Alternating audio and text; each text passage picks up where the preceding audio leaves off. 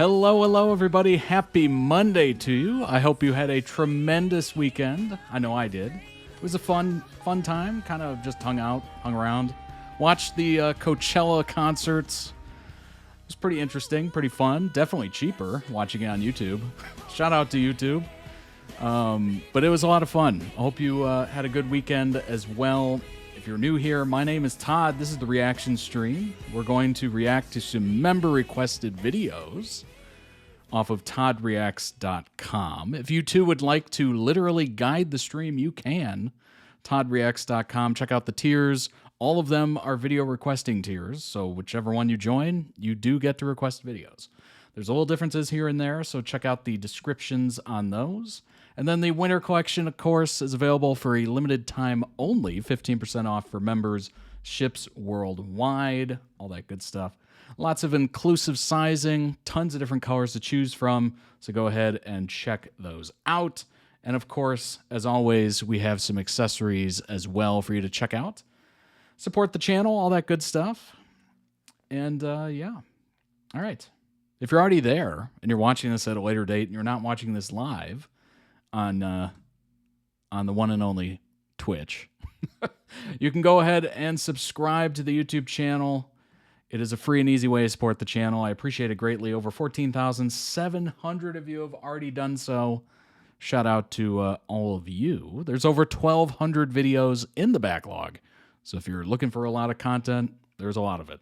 There is a lot of it. I was actually, over the weekend, I was trying to, I don't know, I've been thinking maybe it's a good idea to put pretty much every video on the website, have that available for members and whatnot, just as like a backup, I guess you could say. I do have physical backups, but this would be kind of a secondary one. And I'm like, wait a minute.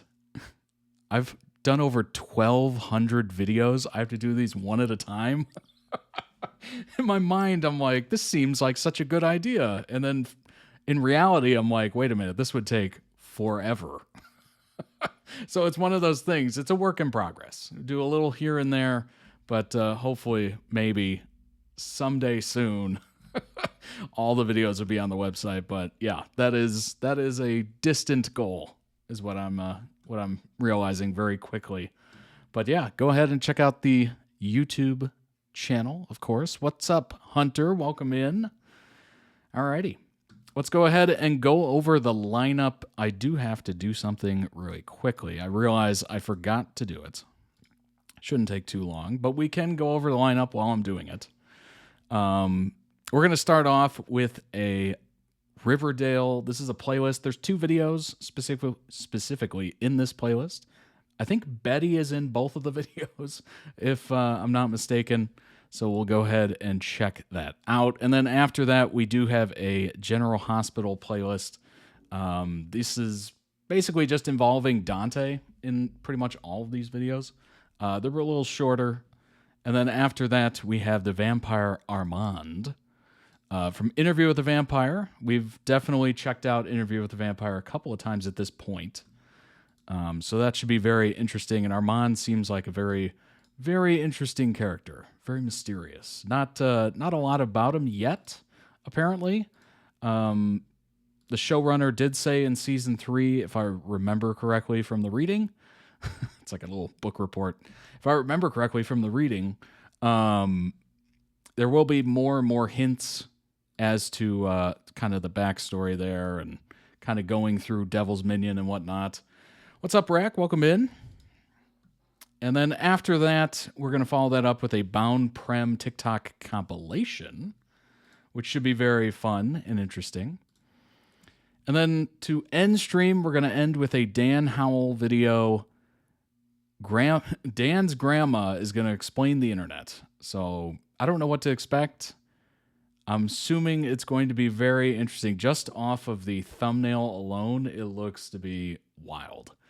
So I'm very interested to find out what did you do to your grandmother? Okay, what's happening here? That's what I want to know. What exactly did he set her up to talk about? Because the internet is a vast place, as we're all very familiar. Dan's grandma's an icon. Cannot wait. Nice, very nice. All right, I think I got everything good. I did. Okay. We're now ready. She held her own really well. Nice. Very nice. What's up, Hey Moon? Another Dystopia Daily, yay. Oh, nice. I do like the Dystopia Daily. All right. Let's go ahead and jump into the first one. Now that we're ready. Okay.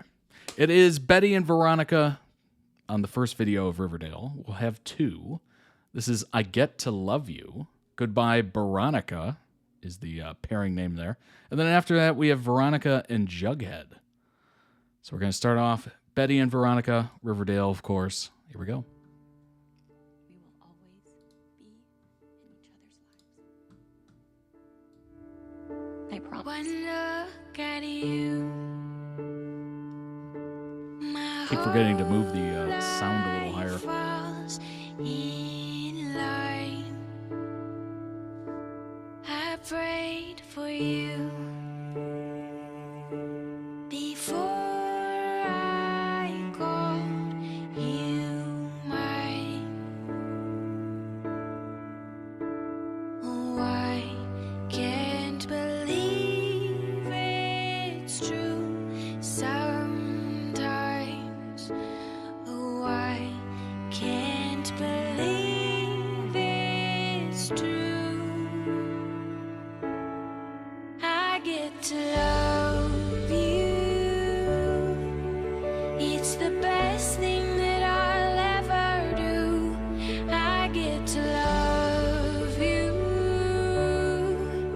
It's a promise I'm making to you. Whatever may come, your heart I will choose. Forever I'm yours, forever I do. I get to love you. I get to love you.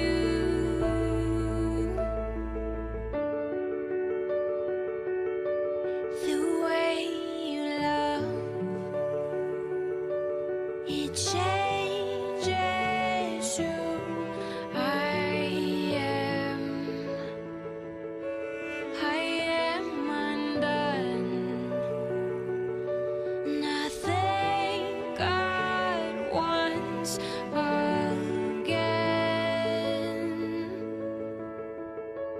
Oh, I can't believe it's true sometimes. Amazing how well they blend the styles. Can't believe it's true. The attire of the time and whatnot is just beautiful.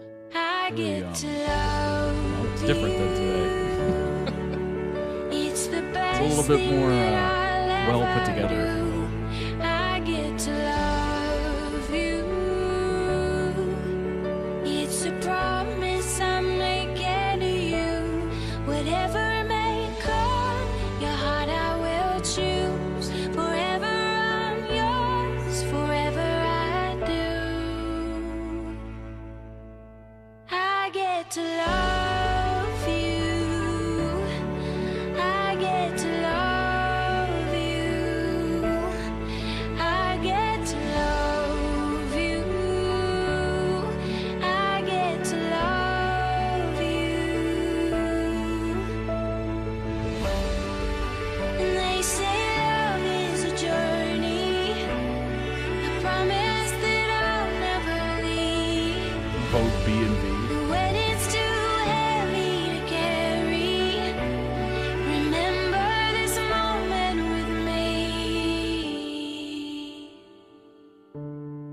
I get to love you. I get to love you. I get to love you. Gosh. What a beautiful song. Thanks to a That was... Whoa. Whoa, what a beautiful song. That was beautiful. I Get to Love You. Who sings that? Ruel. Interesting. There's the artist in the song. Beautiful.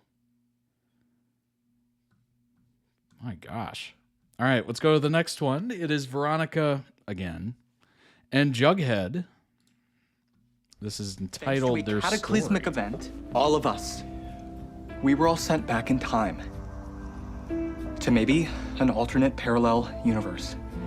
The last day of summer vacation, when a new mystery rolled into town. Veronica Live. Jughead Jones, the third. Also Riverdale, a universe we don't even know for sure exists, can be spared. It does exist. All right, Taylor. We have to recreate the circumstances as closely as possible. I mean, if not Betty and Archie, then maybe it could be... Mind if I join you? Are you sure you want to sit at the social pariah table? I've been sitting at it for months. Why should today be any different?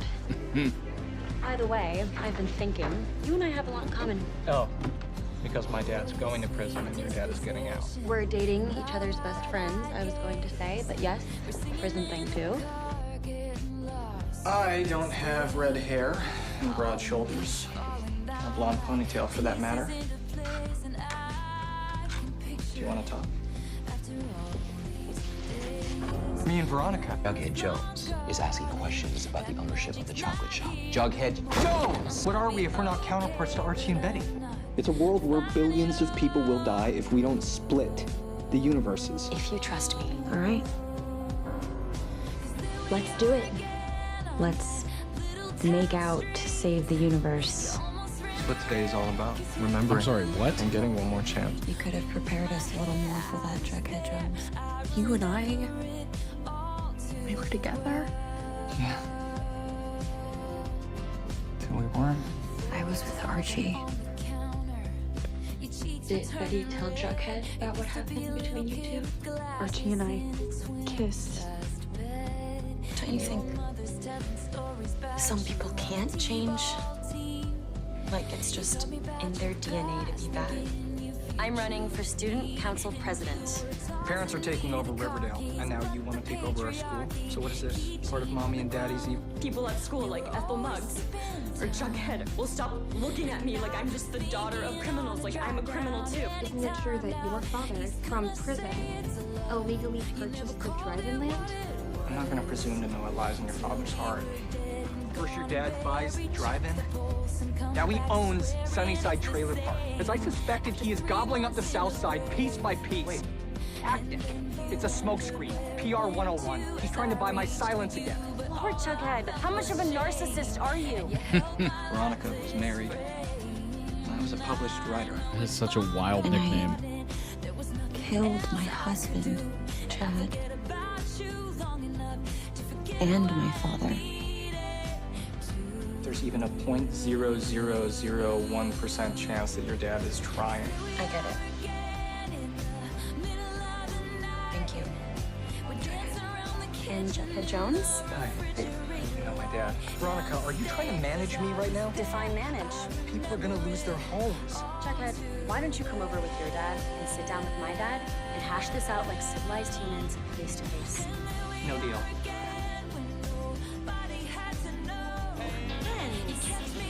On behalf of the students and faculty here at Riverdale High, welcome to your new school. Take off that jacket right now. You're suspended. Please, Jughead, just stay. And I guess I'm suspended. Everyone's coming, right? No, because the servants Wow. weren't invited. Standing on Were business. specifically asked to come. Yeah, to provide security. Jughead, what the hell is going on? What just happened? Given the hatchet job your friend Jughead is writing about us. To clear the air amongst us, Jughead and I should kiss. Just give it a kiss. Right? Jughead, don't forget. Gene and Veronica remembered what it was like being with each other. Do you want to stay at the Pembroke? But Veronica and Jughead had just started a thing. Morning. What's all this? Well, I woke up early.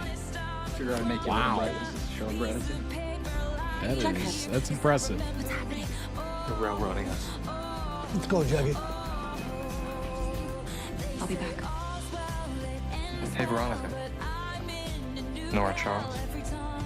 The Thin Man is one of my favorite films. I had a feeling. What are you suggesting? Let the serpents come work for you. You get real protection from your father's goons, and the serpents get jobs with a steady income. This is a win-win. Get me that glamour egg back, and we have our course. What about this deal with the lodges? It's with Veronica, it's not with the lodges. Oh, she's still a lodge, boy. Don't you ever forget it. A hell of a good-looking one was about to walk through my door. Hey, Holden Caulfield. Nice hat. Good call. I've got a job for you, Jones. I also know that you're the top negotiator in town. To find out who shot my father. If it's good enough for my father, it's good enough for me.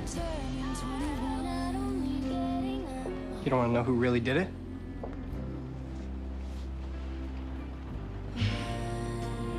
Forget it, Jughead. It's Riverdale. Reggie's blackmailing you. Indeed it is. See, this is why I never liked him, even in high school. I know.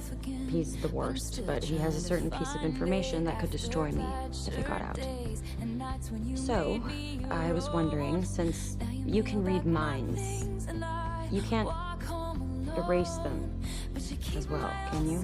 You mean mind wipe Reggie? Not his entire mind, small though it may be.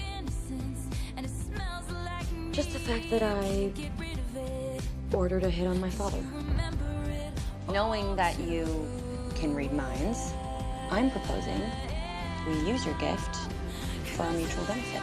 And how would that work? You've heard of those mentalist acts? You can be the seer, I'll be your girl Friday, working the crowd. The Babylonian is proud to present the seer of the South Side, Forsyth the Fantastic. And this from helping Veronica. I finally started writing again. Well, glad to have inspired something. Catch you later, alligator. So you admit you're demonizing women? Veronica, it's just a comic book. I'll catch you at school tomorrow, promise. And as easy as that. Whatever soap bubble Veronica and I had been in just burst. We kind of blew it last time, didn't we? We did. We'd pass each other in the hall, but she'd once again be the beautiful socialite, and I'd be the Melvin who writes comic book. Veronica? It's a tale as old as time. Excuse us. What the hell are you doing here? What are you doing? I go to school here. Why are you in a wig? Since when are you part of a secret society? And Jughead Jones, you will graduate. Even if it takes 1,000 tutors, you will set aside everything, no more mysteries, and make graduating your sole purpose in life. Why does that sound like a threat? Because it is. To surviving this crazy town and making it a night that we'll never forget. You. Me? You just hit the jackpot, Holden Caulfield. I just needed a warm body to help me get away from Julian Blossom, like I'm an octopus. But I could help. So what's your dealio? If you're not dating Ethel Muggs, then who are you dating? Who has time for dating? What with all these comics to read and burgers to eat and monster movies to watch? I like monster movies. Sounds like a pretty great The life. scarier, the better. I'll tell you my favorite if you tell me yours. Small victories. You're here. Ladies first. We make a good team. Nick. How many Yes, we milkshakes do. were consumed Nora. during the process of this show? Creature from the Black Lagoon. Really? Yeah. That's actually my favorite too. Don't you worry, Nick Charles. We'll figure something out. Oh, we will. You're in the right on this one, Jughead. Don't doubt yourself. Here we find ourselves. Once again. Just the two of us. Here we are again. So the four of us realized that we could and maybe should just be together. And always will be. In this diner. In this town.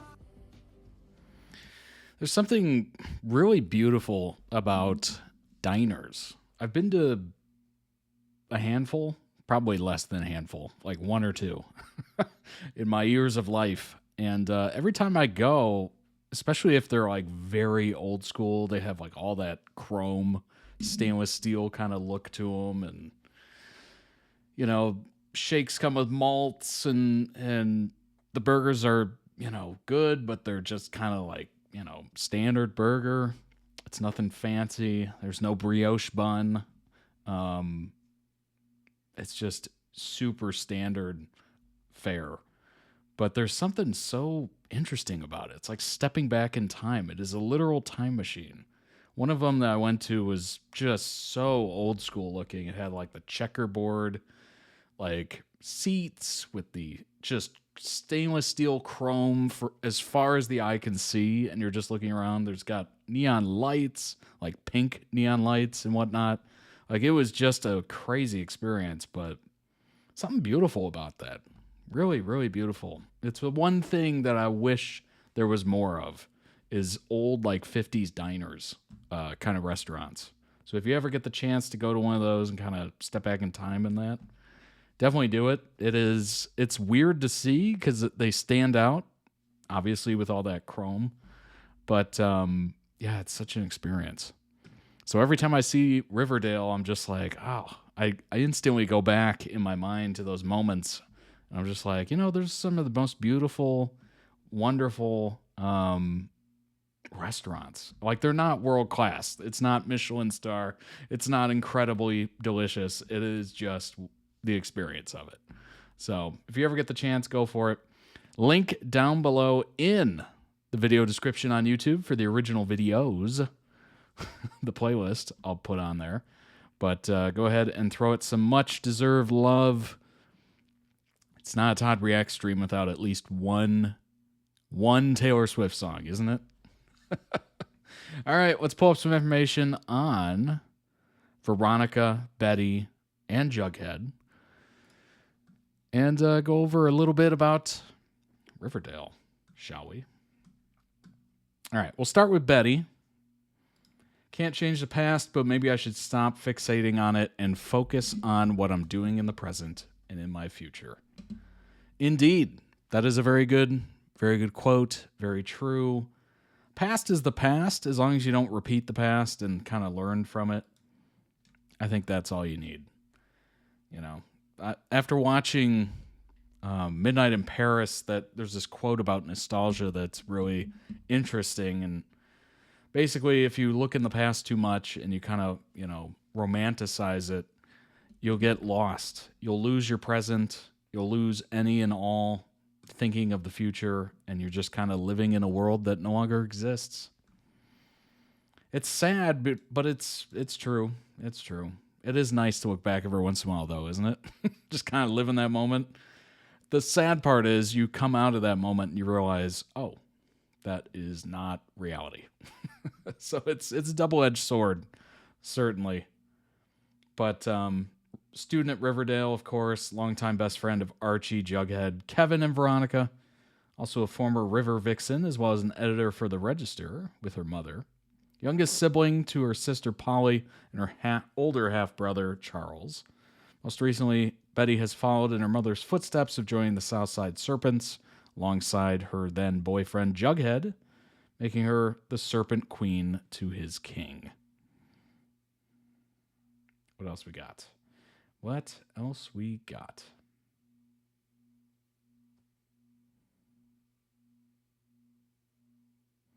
Betty received a phone call about a bomb planted by Hiram under Archie's bed. Jeez, forcing the two to flee his house.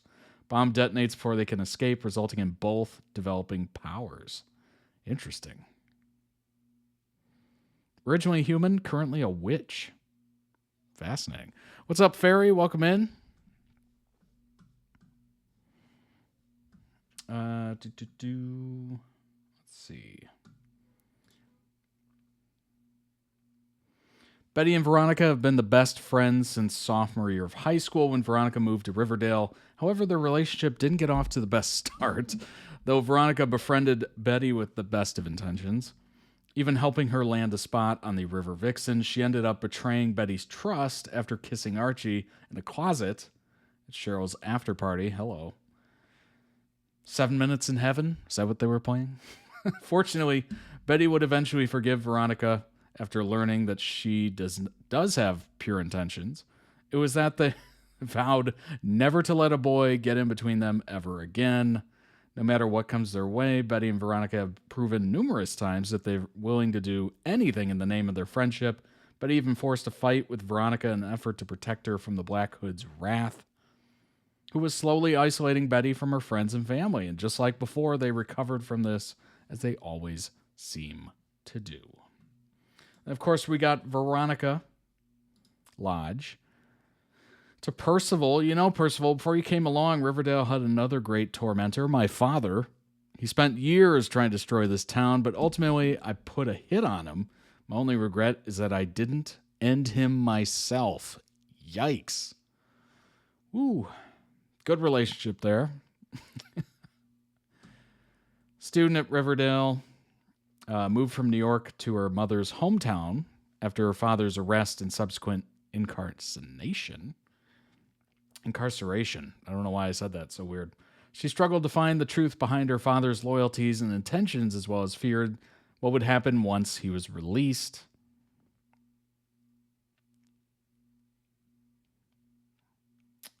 All right. Let's see here. Veronica and Jughead first became acquainted through mutual friends, Archie and Betty, as soon as they became friends themselves. However, they barely interact. When they do, it tends to involve either Archie and or Betty, though they have also come to odds whenever Veronica's father is involved, specifically when he is attempting to monopolize the South Side, which Jughead fought tooth and nail to prevent.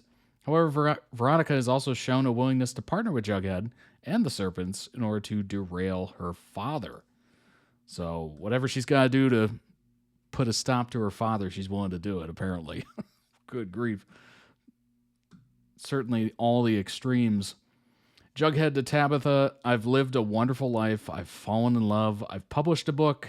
I've gone to an alternate universe and met other versions of myself. There's not many people that can say that they've done that. Well, that is a heck of a young life right there. Good grief. Omniscient narrator of the series, writer of an ongoing novel about the darkness within Riverdale, a town that, while innocent on its surface, has many dark and hidden secrets. Interesting. Best friends with Archie, of course, known since childhood.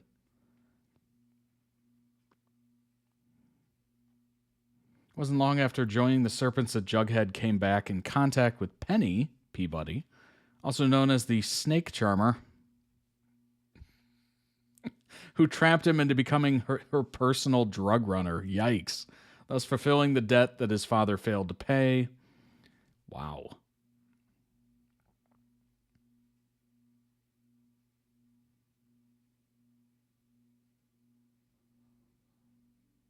Seven years later, Jughead returned to Riverdale and published a published author after being summoned by Archie. I mean, that's impressive. Certainly.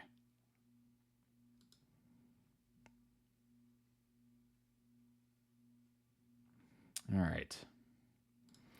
Let's get to these very interesting articles. These were requested by the requester off of ToddReacts.com. Can't read the title very well here on Twitch or on YouTube.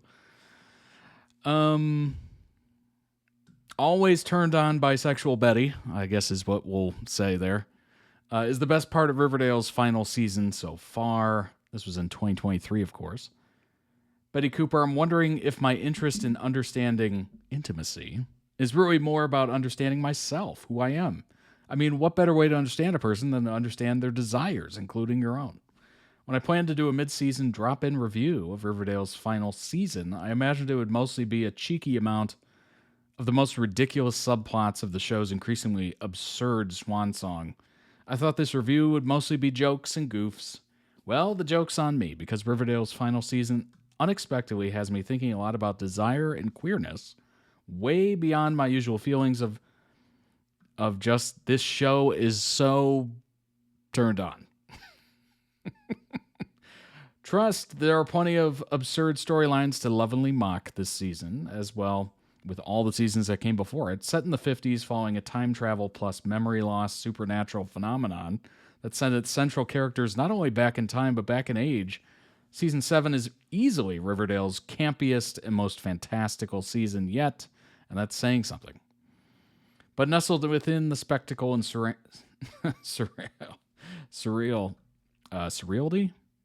Yeah.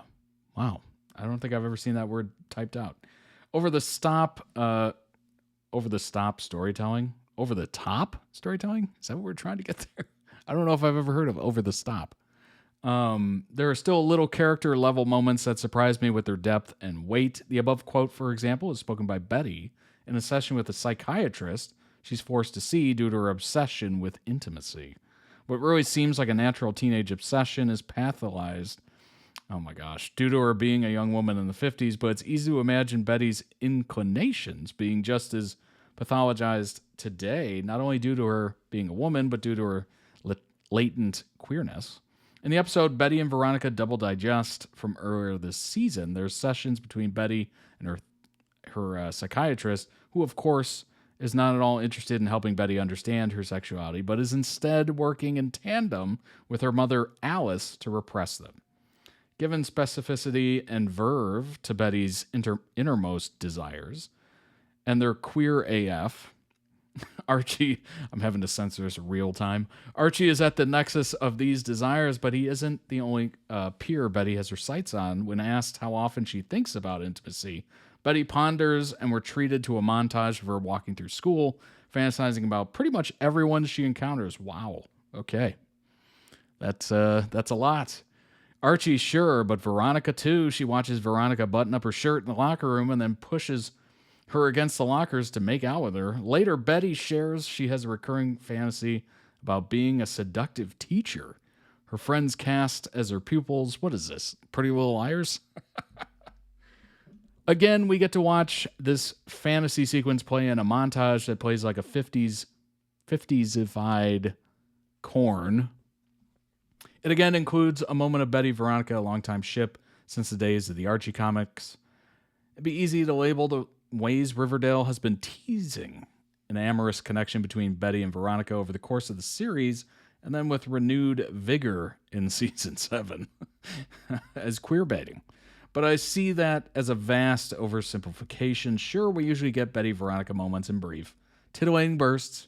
In the show's pilot, actual canonically queer character Cheryl Blossom, who isn't out at the time, but who eventually comes out as a lesbian, has an on-again, off-again relationship with bisexual character Tony Topaz, rather explicitly accuses Betty and Veronica of being straight girls kissing for attention in their cheerleading tryouts. Betty and Veronica Double Digest, and the episodes that followed in Season 7 suggest a more complex arc for Betty and her latent bisexuality, which has perhaps been brewing all along. Of course, Archie is at the forefront of her fantasies. He is the safest option. He's the all-American boy next door, literally. From Season 1 to now, Betty has long been the voyeur watching Archie through the bedroom window. Oh my gosh. With the binoculars and everything. It's very Disturbia with Shia LaBeouf. The fact that Betty's behavior, psyche, front-loads Archie, but still allows room to fantasize about others, including her on-again, off-again best friend Veronica, speaks volumes to the power of the desire she's desperate to suppress. It's like her queerness is so strong that even the safety of desiring Archie can't squash this part of herself completely. Archie's been put on a pedestal in her mind, but this doesn't make him the real object of her affection. He's just the easiest one to project obsession onto. Sure, the show does have openly queer characters, even in the 50s timeline, insinuating that if Betty is queer, she could just act on it more explicitly. The way Cheryl does, the way Tony does, the way Kevin does, but there isn't a one-size-fits-all arc when it comes to queerness, and in some ways, I'm more personally drawn to Betty's storyline in Season 7 than I've been to any queer storyline on the series that came before. Cheryl represents a queer youth I never had, but wish I did. Betty represents the repressed queer youth I did have, and on some level regret, even if it was out of my control. even though Cheryl's arc has had its fair share of repression and phases, where she was fully closeted, including some frustratingly repetitive beats in the 50s timeline. She has always seemed, at least on some level, aware of her own queerness on a level Betty just isn't. In the 50s timeline, it's easy for Betty to obscure her sexual fantasies about Veronica with the theory she's simply obsessed, which is what the adults in her life are telling her. Not queer, just perpetually turned on. That's an easily internalized stigma for queer folks, and especially bi people who have faced biphobic accusations of promiscuity far beyond the 50s. Betty isn't fantasizing about a crop of female peers. These fantasies are pretty fixated on Veronica in particular. Betty reaches the conclusion in Betty and Veronica Double Digest, with no help from her creepy, Lolita-obsessed psychiatrist, that her obsession with intimacy is really just a desperate quest to be seen and to better understand herself. That Veronica remains mostly on the periphery of Betty's gaze also feels believable. Splits their timelines in two. They have little to do with each other. Veronica's scenes far less immersive. We're not watching a straightforward love story. Veronica is unaware of Betty's fantasies about her, especially because Betty's very surface-level obsession with Archie makes her inscrutable, even to those close to her. On that note, in the subsequent episodes, American Graffiti and Halloween 2, Betty's mostly fixated on teen boys again. Sitting with Veronica, she openly leers at Archie. In the shop room where she's helping Archie and Reggie fix up an old car, she slips into a fantasy daydream about both boys making out with her. Whoa! There's a popular narrative that maintains forbidden love is the most potent, but I read Betty's leering gazes at Archie and Reggie as evidence that sometimes it is actually the more socially acceptable forms of romantic obsession that feel the strongest and therefore are the easiest to perform, or vice versa. That are the easiest to perform and therefore feel the strongest. It was so easy for me as the closeted person to perform being boy crazy because it was expected, normal-ish. I do read Betty as bisexual like her portrayer, Lily Reinhardt, so her attraction to these boys is realer than mine was, but there's still something to be said of performance here, of the way she lets herself go further in some fantasies than in others. Also feels significant that Veronica is right there with her for some of these moments, in closer proximity and therefore theoretically more accessible to Betty as a place to direct her urges. But of course, that would be more of a risk than openly gawking at men's bodies. Betty tells Veronica about her simultaneous crushes on Archie and Reggie in the season's retro horror Halloween episode, and even this registers as an act of intimacy, given that we've seen previously a Betty fantasizing about Veronica. Might seem odd for me to read so much queer subtext into a show that brims with queer bold text, even in the 50s timeline that has introduced more overt homophobia back into the universe. Kevin has a boyfriend. Tony and Cheryl's love stories resume. Cheryl returning to the closet, but still finding ways to explore what she knows sits inside of her.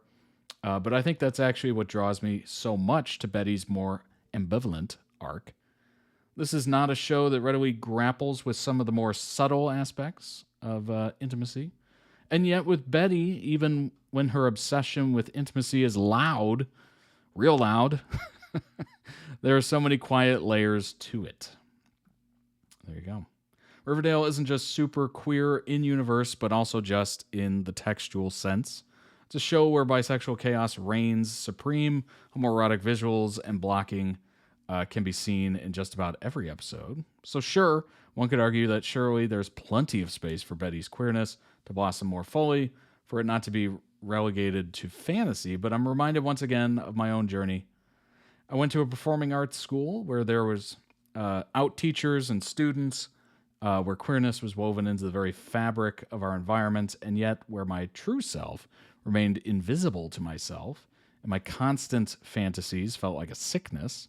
Betty is proof that queerness and really any desire that deviates from rigid heteronormative expectations isn't always perfectly legible or definable, even in extremely queer contexts, environments. I'm not concerned with rigid distinctions between fantasy and reality when it comes to queer characters, especially as someone who was only queer in my fantasies not so long ago.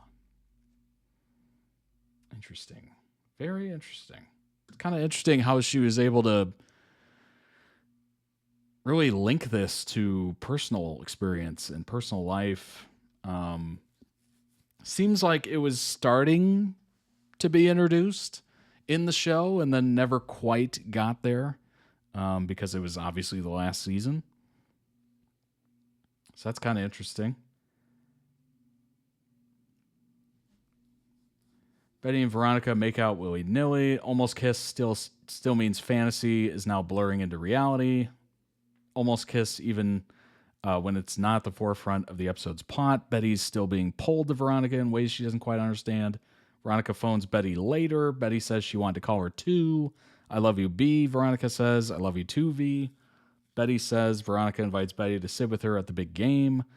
The episode hinges on, wants to chat about what they should wear. Surface level reading of this would be that Veronica is shifting things back into a platonic position, not wanting that almost kissed to have changed things, but I choose the queerer reading, the messier one, the one in which Veronica and Betty are having this bestie phone call because it's a safe way to express their nascent queer desire for each other without it getting detected by others or maybe even themselves.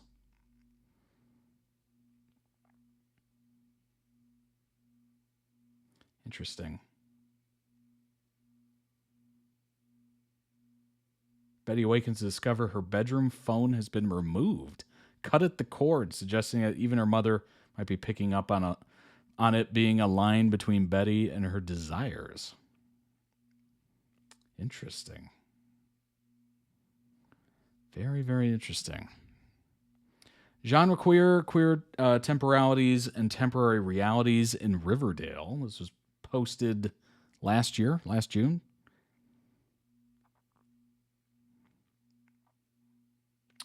Let's see. First key to unlocking a richer enjoyment of Riverdale is to remember that it is that deep. Yes, it can be greatly enjoyed as campy, overwritten CW schlock alongside the likes of Supernatural and the Vampire Diaries. Hey, I will hear no ill will towards Supernatural and the Vampire Diaries. Gotta love the campiness. But the more seriously you take every twist, the deeper you dig into each nook and cranny, the more handsomely you'll be rewarded. Many rabbit holes to explore. You could build out the twisted Cooper Blossom Smith Jones Muggs family tree. You could find dozens, if not hundreds, of esoteric Stephen King references. You could ponder why this world contains both the real-life Smith College and the fictitious Highsmith College. The two Reggies alone could merit a dissertation, and don't get me started on the 5+ Jugheads. Today, though, we'll be focused on Riverdale's surprisingly vibrant LGBTQ+ community. First, there's Kevin, resident gay best friend, his series of clandestine hookups in Fox Forest. Then there's Moose, Fangs, Cheryl, and Tony, and Betty's brothers. By midway through the series, you may find yourself asking, is everyone on this show gay? Question mark. By the finale, you'll learn that the answer is yes. Another queer character in Riverdale, perhaps the queerest of all, is time itself. Over 7 seasons, the show's timeline grows increasingly knotted with alternate realities, histories, time travel, the afterlife. If you attempted to construct an official Riverdale timeline, it would start in the year 1580, carry on through the centuries of the town's history, split into 2 in 2023, jump back to 1955, and finally end in 2023 again. Sounds like Back to the Future. Of course, such an effort would be fruitless because Riverdale's understanding of time is not linear, or straight if you prefer. It's an oddly metaphysical teen drama in which all realities and times exist simultaneously on the same plane. In the episode Chapter 99, The Witching Hours, Jughead, Cole Sprouse, narrates the women of Thornhill, then and now, are waking up across the decades. The women Jughead mentions are Cheryl and her ancestors Poppy and Abigail, all portrayed by Petch. Riverdale is far from the first show to have actors play their characters' own ancestors and descendants. It's a common trope you'll find in plenty of series with time travel episodes such as Star Trek, Doctor Who, of course, The Simpsons. But Riverdale is uniquely in conversation with the fact that the actors and characters are still, in a sense, themselves, no matter what time period they're in. First Riverdale episode to travel through time is Season 2's Chapter 39, The Midnight Club, and a send-up to 1985's The Breakfast Club, which, interesting enough, just celebrated its 40th anniversary. Good grief. The Breakfast Club, director John Hughes. Genius. Principal cast portray their characters' parents. The episode sees most of the actors playing against type. Repressed girl next door Betty becomes bad girl Alice. Manhattan socialite Veronica becomes staunch Catholic Hermione. And Kevin becomes Tom, a straight man in a relationship with future mayor Sierra Samuels. When Tom reveals his relationship with Sierra, the reaction of shock from the rest of the cast works on two levels. On the textual level, Tom and Sierra have been keeping their interracial relationship under wraps due to their disapproving parents. Metatextually, we, the audience, are shocked to see our beloved GBF Kevin kiss a girl. Literally, this is Kevin Cott playing Tom, but in a certain dramatological sense, it's Kevin playing Tom. For what it's worth, present-day Tom later has a secret gay love affair with Frank. This way of thinking doesn't just apply to this particular episode, it's foundational to the core of Riverdale, in an era where we've become numb to absurd reboots and reimaginings. Oh, gosh. I have not become numb to it. I still actively hate it. I still actively hate the reboots and the reimaginings. Every single one of them. I don't think there's one that I've been like, this was for the best. Literally not one. Riverdale demands not to be taken at face value. Perpetually in conversation with its source material, idyllic 50s Americana at the world of Archie Comics upholds. Like Twin Peaks, its greatest influence, the show argues that there is a deep sickness underlying its suburban paradise. The pivotal death of Jason Blossom is initially described as a paradigm-shifting event in the first episode, Chapter 1, The River's Edge. Jughead describes that Riverdale was not the same town as before. It was a town of shadows and secrets. But with time, we learned that this teenage tragedy was no aberration. It was the handiwork of Riverdale's city fathers, a byproduct of its most deep-rooted institutions, patriarchy, business, government, all rotten to the core. What does this have to do with Pride Month? I'm glad you asked. As Riverdale explores time travel and parallel universes, it does so with a particular interest in how characters' sexualities and identities are informed by these new environments. Take, for example, Mary Andrews. Molly Ringwald, wow. Mother of Archie. She's a late-in-life lesbian who marries and later divorces her college roommate, Brooke, after the death of her husband, Fred, played by Luke Perry. Wow. At the end of Season 6, there's more people in this show than I thought there was. At the end of Season 6, the characters in Riverdale are sent back in time to the 50s, where they played the same characters, but without any memory of their past in the 21st century. In this new reality, Mary's a widower who must rediscover her queer identity thanks to Carol, inspired Meet Cute with Brooke. Same applies to Cheryl and Kevin, show's most prominent queer characters. They're still the same characters, but the repressive 50s landscape doesn't allow them to be out and proud versions of themselves, we know. So they must rediscover their true selves against a torrent of old-fashioned homophobia. It's only from reading a book by Albert Kingsley that Kevin learns to accept his attraction to men. At the same time, the 1950s that the Riverdale gang finds themselves in isn't exactly the 50s we know. It's one baked in pistache. Populated by teens that, whether or not they remember it, were born and raised in the 21st century. It's a 50s where people use words like heteronormative, polyamorous, and videos. It's also a 50s wherein our heroes have been given a moral imperative to bend towards justice in order to prevent a forthcoming apocalypse. As they succeed, the world becomes less censorious, more equitable, more open to experimentation. Basically, the 50s version of Riverdale is even more queer than the 2020s version. When Riverdale isn't playing with time travel, it's frequently dabbling in spirituality. Both Lucifer and the Archangel Raphael are recurring characters on the show. Season 6 revolves around a literal battle between good and evil.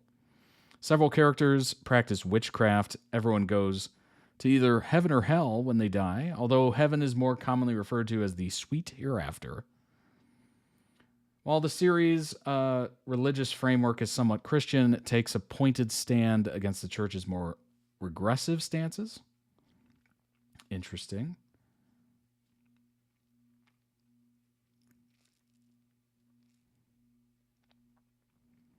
Riverdale's gay creator and showrunner Roberto imbues it with a passion for a transcendent power, queer love, whether in the present, the past, the sweet hereafter, or the parallel universe of Riverdale. Queer love and queer joy lighten the world. When Riverdale is about to be destroyed by Bailey's comet, consummation of a century-old lesbian romance helps our heroes save the day. Riverdale, the aforementioned parallel universe, is a place where these themes are reflected more explicitly, as Jughead puts it in chapter 115. What's symbolic and fictional in one world is becoming literal and real in the other.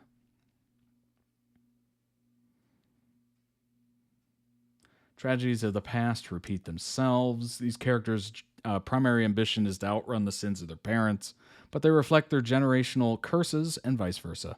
Love between Abigail and Thomasina may seem separate from that of Cheryl and Tony, but time and time again, through the spiritual, metaphysical, and finally the literal, two queer loves become one.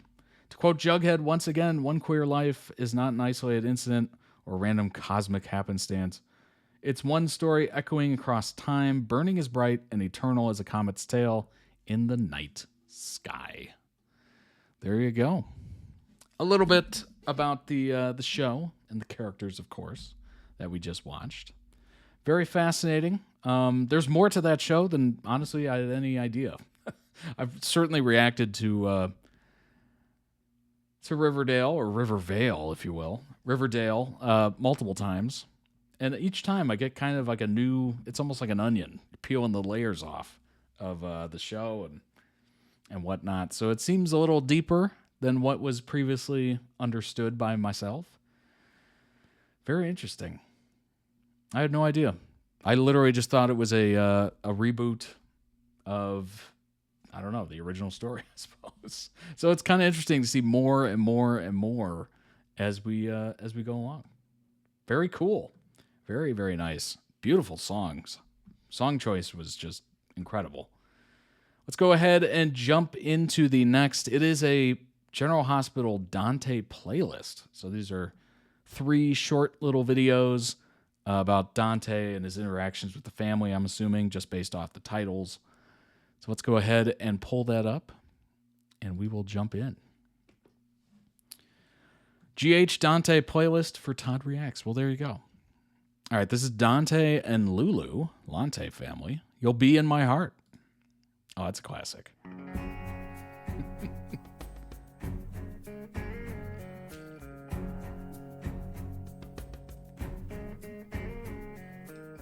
Come stop your crying, it will be alright. Just take my hand, hold it tight.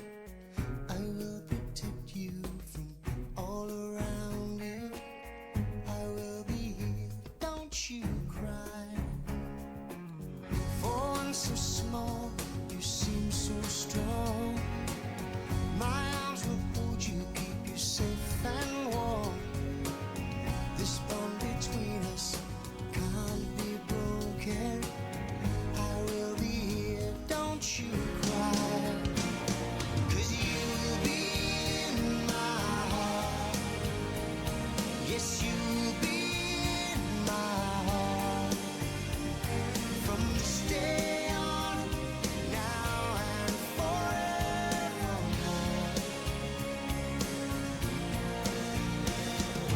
You will be in my heart, no matter what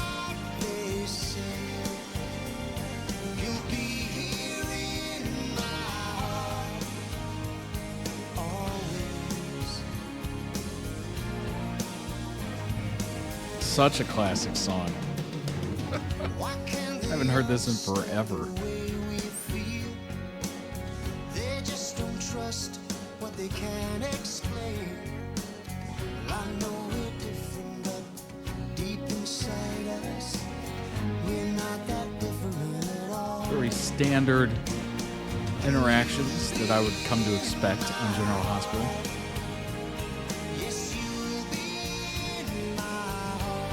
Tears, joy,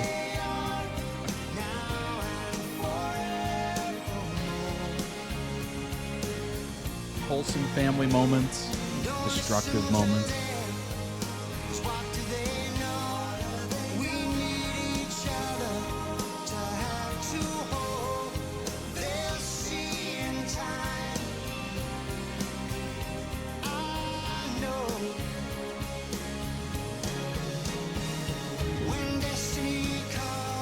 Traumatic moments.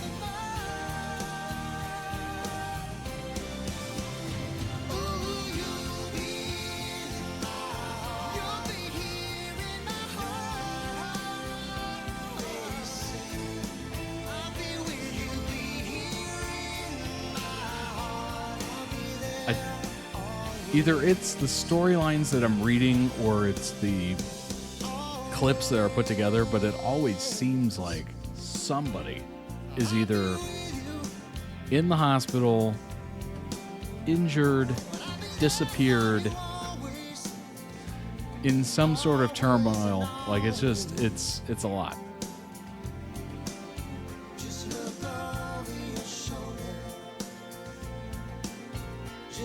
These families will never know peace. That's what I'm saying.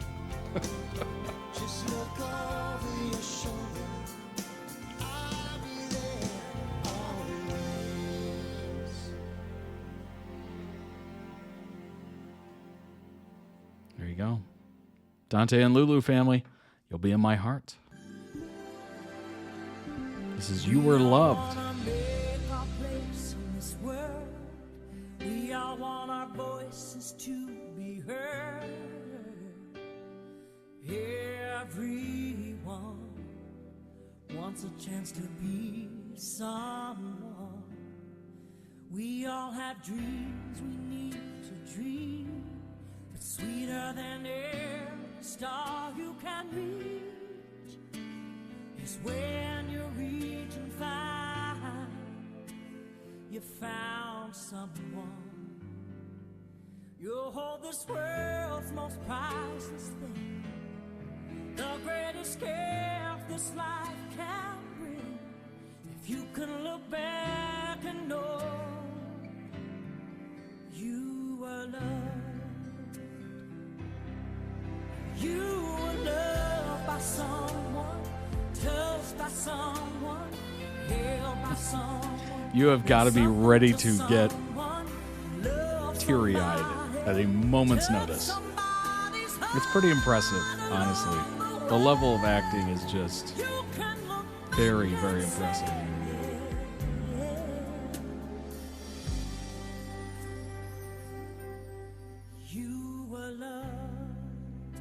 Sometimes the writing isn't always the best, but the actors do the most that they can with it, certainly.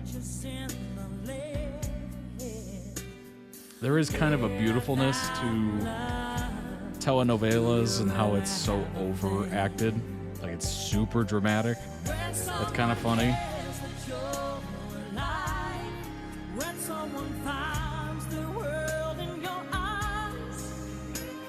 Aggressive zoom-ins on people's faces.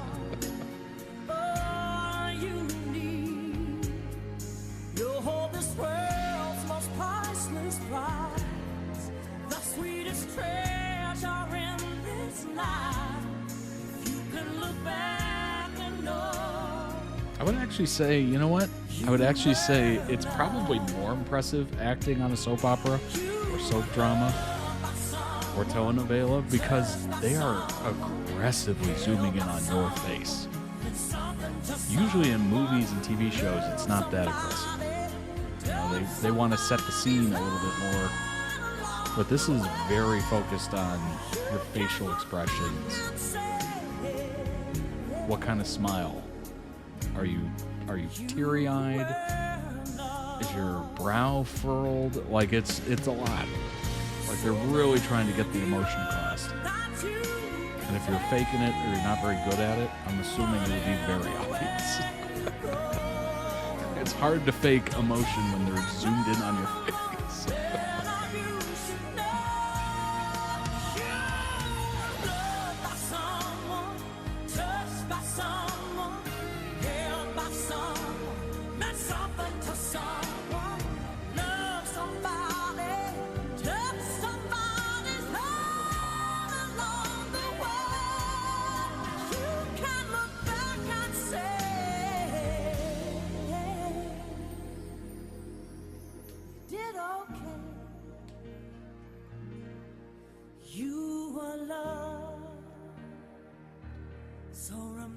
What a beautiful ballad.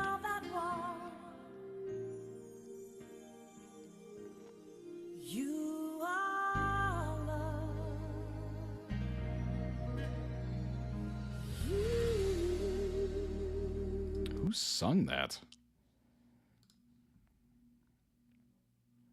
Winona Judd. Interesting.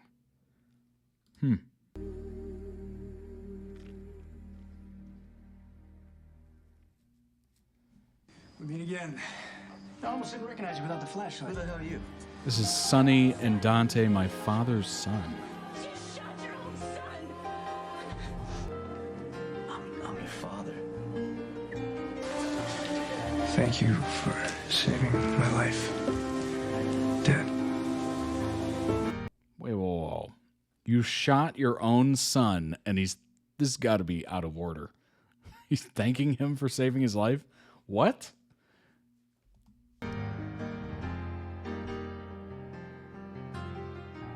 Now he's got a pen in his chest. The moon ain't made of cheese, you'd say.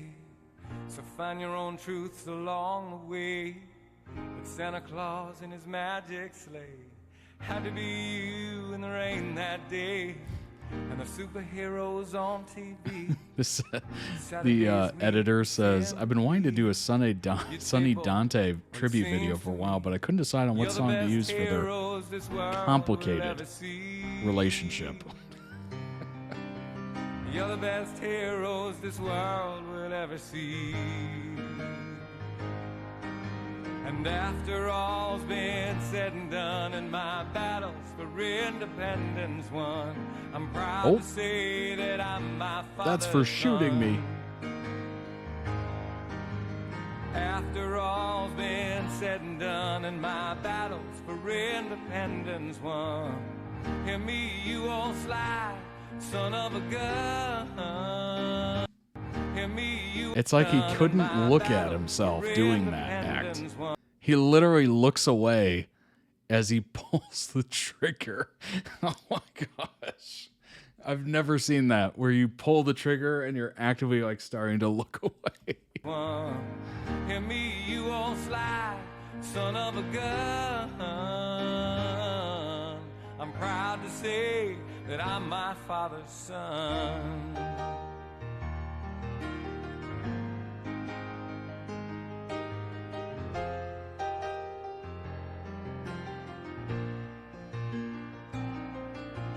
Fool thinks he ain't bought and sold, 'cause every man sells a bit of his soul to bring his family home some gold. Before he knows he's gotten old, your boys are not baseball stars. You never got that fleet of fancy cars, and mama left you for the distant stars, but you never showed your battle scars. You never did like to show your battle scars. And after all's been said and done, and my battles for independence won, I'm proud to say that I'm my father's son.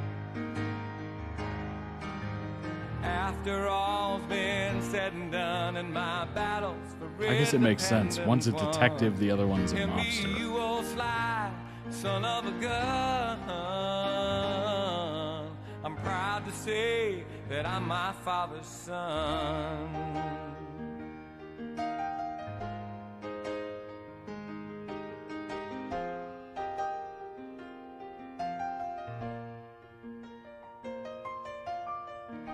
Dante has been in the hospital a lot, is what I'm getting from this. Oh my gosh. You paid your price and you lived some hell, but didn't it make for tales to tell? And definitely not due to Learned chronic laugh, illness learned either. to bend. We learned the lessons never end, and I'm the luckiest fool who's been to be your son and to get to call you friend. To get to be your son and to call you my best friend.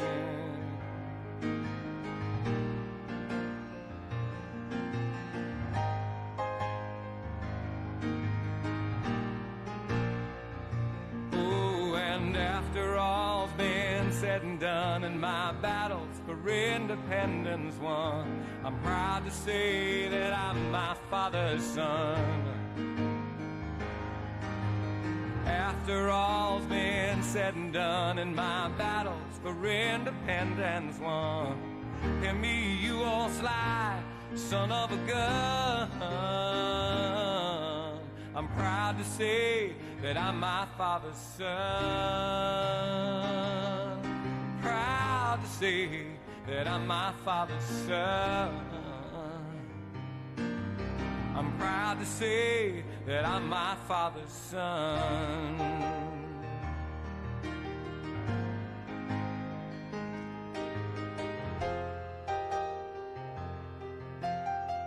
Crazy. Crazy. Complicated is a way to put it.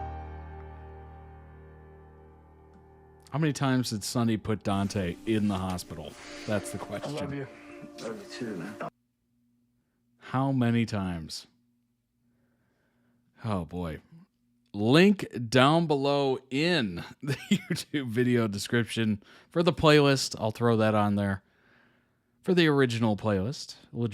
Original videos playlist. There we go. That's what I'm trying to say. Go ahead and throw it some love. Also check out all their channels. I think it's the same channel, actually, now that I think about it. Go ahead and throw them some love as well. Check it out. They might have other videos that might interest you, of course. Let's go ahead and bring up some information on Sonny, Dante, Lulu, etc., etc. How many times did Sonny put his own son in the hospital? That's the question. Sonny's a fictional character, manic depressive mob kingpin. Obviously with Carly. Central character, many storylines focusing on his family, friends, criminal enterprise.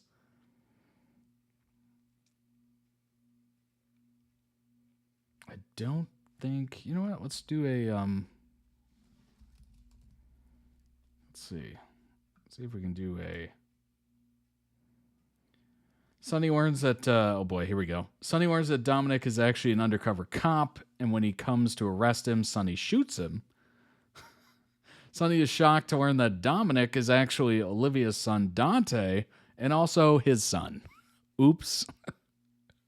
Sorry about that, kid.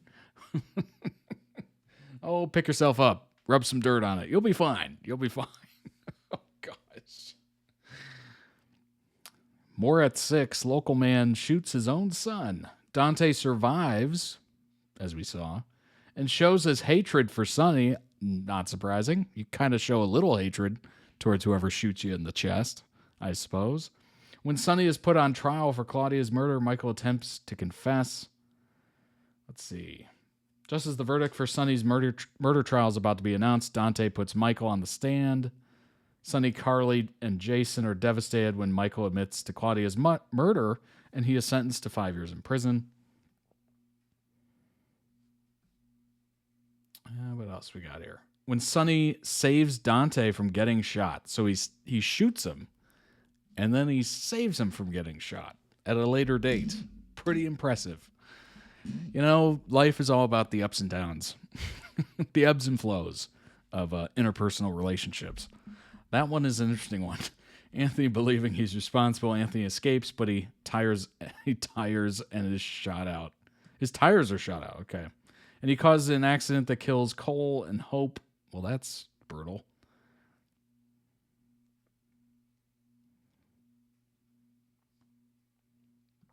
Furious, Michael tries to kill Sonny. Sonny agrees to let him until Morgan and Dante talk him down.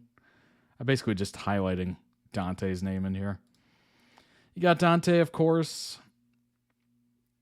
Let's see. Dante and Lulu are married.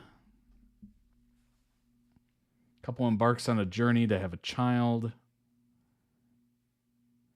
Forced to utilize Maxie as a surrogate, which ends in them losing custody of another child, which proves to be Maxie's own. It is then revealed that Dante and Lulu's embryo was stolen and birthed by Dr. Britt Westbourne. That's so wild.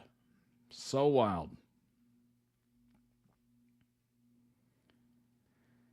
Dante's attempt to arrest Sonny ends with him getting shot. Dante is shocked to learn that Sonny is his father, but instead of turning Sonny in for shooting him, he decides to send him to prison for killing his wife, Claudia. Dante is shocked to learn that Sonny was covering for Michael, and his persistence lands Michael in prison. With the whole world against them, Dante and Lulu grow closer. Apparently even his own father out to get him. Jeez. That's a rough spot to be. We got Lulu, of course, married to Dante.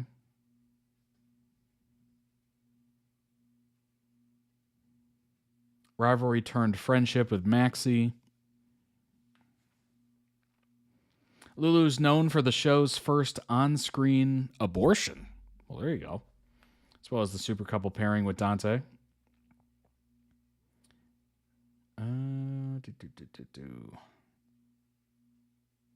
See if we can get a little bit more information. Dante specific.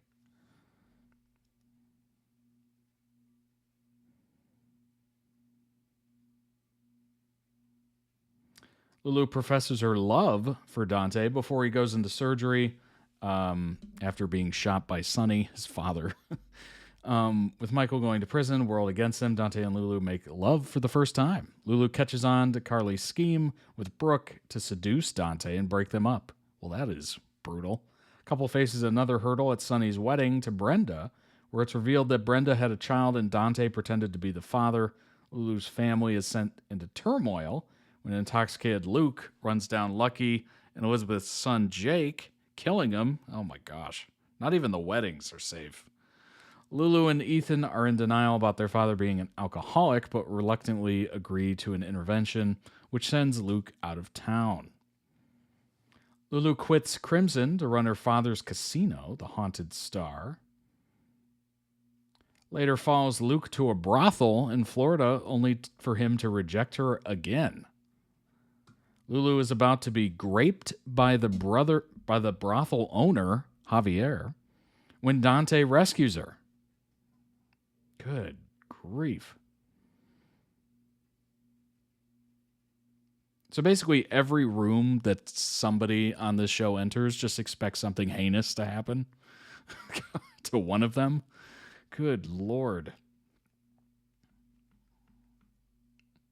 Despite the efforts of Dante and her parents, Lulu's amnesia remains persistent. Soon after, Lulu begins to remember details of her past in waves. Interesting. She had no recollection of Dante at all. Eventually, her memory is restored, thrilling Dante, of course. They then proceed to make plans for their unborn baby. Maxie has a C-section, becomes a bit obsessive with the daughter Dante and Lulu named Connie, after Sonny's girlfriend, who was found murdered months before. Oh my gosh.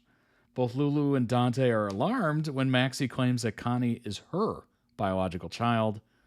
After much persuasion by family and Lulu, Maxie later recants and agrees to therapy to help with her clinginess. She's a little too clingy. Wow, that is something. It's a lot. Got Charlotte Cassadine, daughter of Lulu via IVF.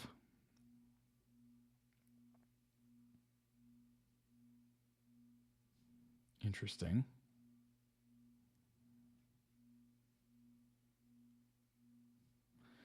Got Rocco, of course.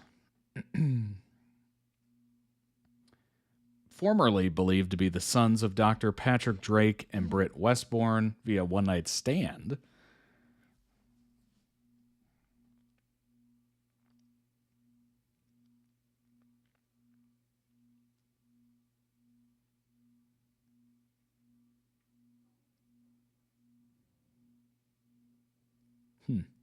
Interesting. Britt and Obrecht had conspired to trap Patrick by ensuring Britt's pregnancy, using one of Dante and Lulu Spencer's 2 remaining embryos to facilitate conception. Oh my gosh. During the nurses' ball, Britt stunned attendees by announcing her pregnancy with Patrick's baby, though many suspected she was lying.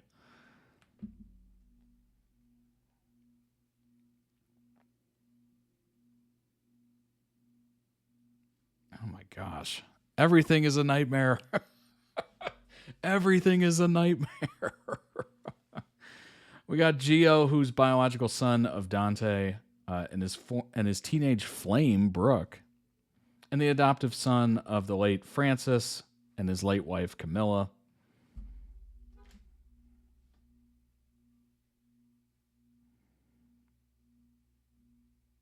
Shocking revelation uncovers his true identity. He's the biological son of Brooke and Dante, conceived during a teenage summer romance at camp, this one time at band camp. Unbeknownst to Gio, he was secretly adopted and raised by Lois' late cousin Camilla. It's never an easy introduction to a character, is it? It's like, oh, this is this person's long-lost son. Oh my gosh. Oh, and you're also secretly adopted as well. So, all new information. Good grief.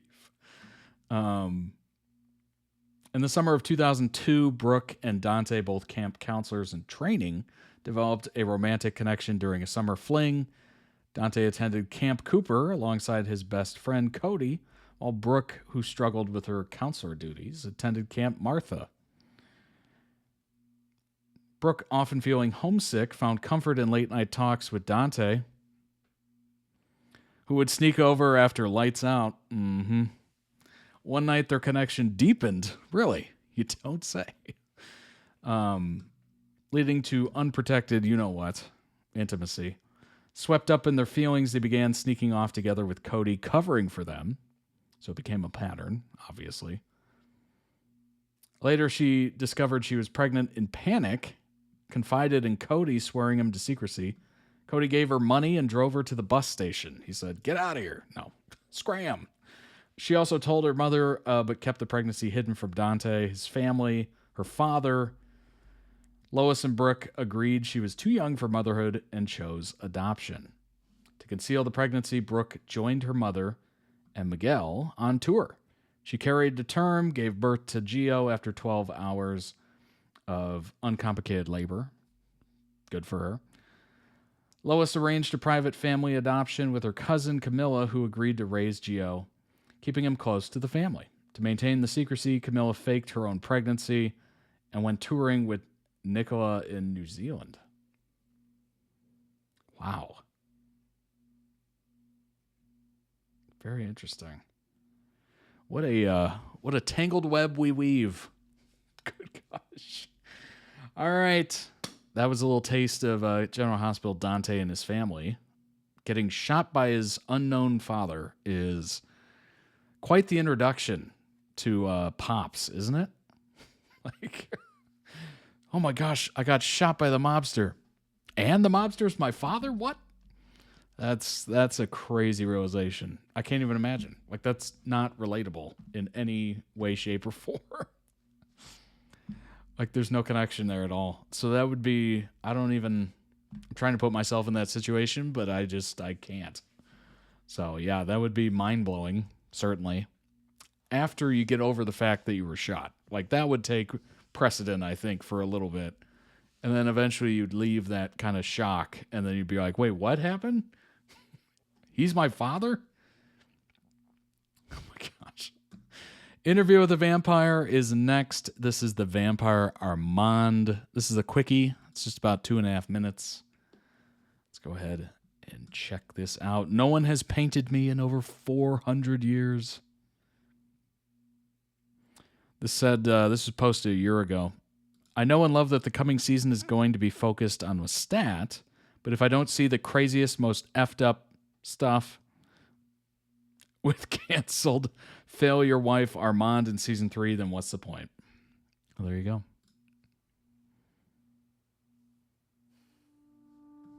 Do you want to hear my story? He looked like a boy. Kia too. Armand, masquerading as a gentleman. Armand. Je suis Armand. Armand.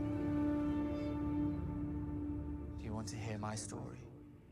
Who are you? My first memory. I'm being run down by slavers in Delhi. This is Amadeo. He was rescued from a brothel when he was 15. Who am I? Named Arun, then I think. I do not know anymore. If I'm not with him, Il n'est rien. I'm nothing. No one has painted me in over 400 years. Maître is a Gavin endearment. I want you. Are you asking, Maître? You sure about that, Arun? Yes, Maître. Not the art, the apology. You want an apology? I'm sorry. Mark it on the calendar. Align it with Ursa Major. Louise, triannual. Fuck off and find me with apologies to follow. I'm sorry. Meaningless word. Oh, this is boring. Boy. You're boring. The fascinating boy. Louis thinks I'm boring. He's fine. Do you find me boring? He's just fine. The 10 hours I spent with that boy. More exciting. More fascinating. Decades with you. To protect me from you, Mr. Malloy.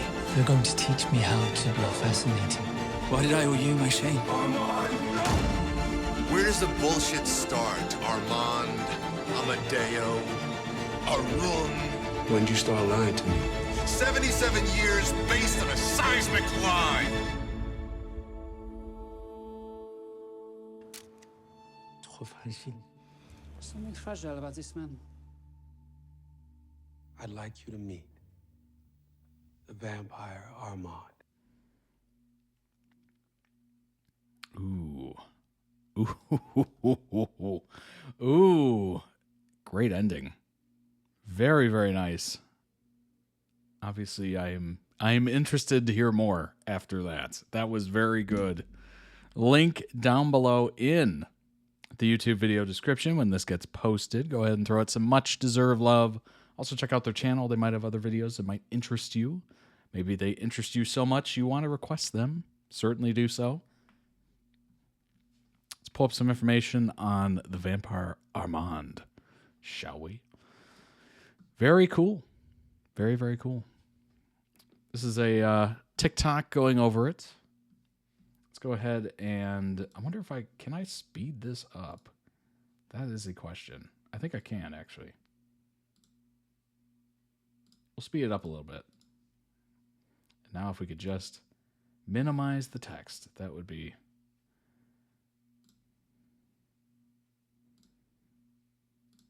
That would be great.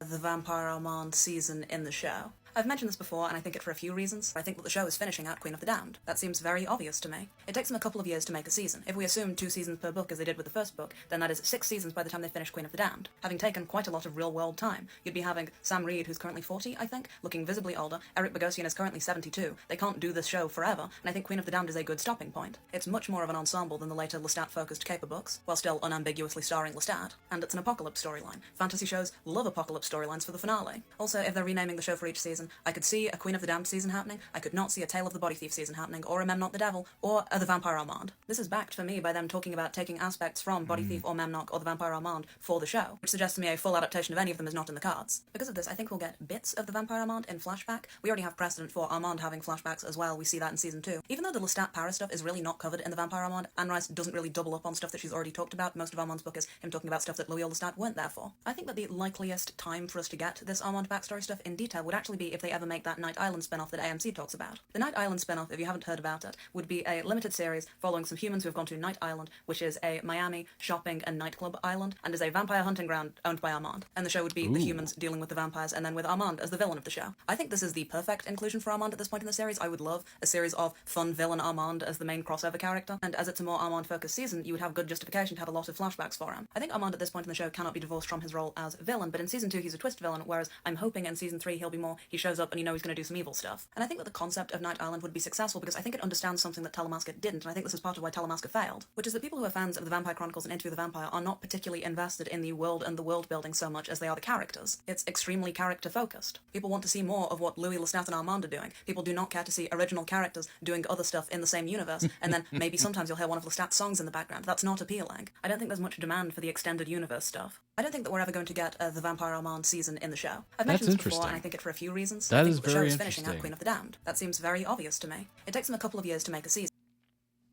Takes a couple of years to make the season. 2 seasons per book. It would just be outrageously well into the future for all this to kind of unfold.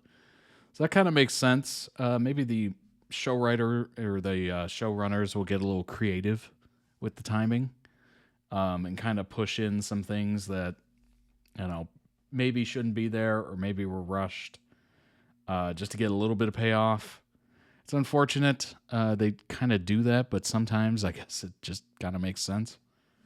But yeah, the spinoff would make a total amount of sense. If you have so much to cover and you're not able to do it because of time restraints, I would assume having 2 at once would definitely help.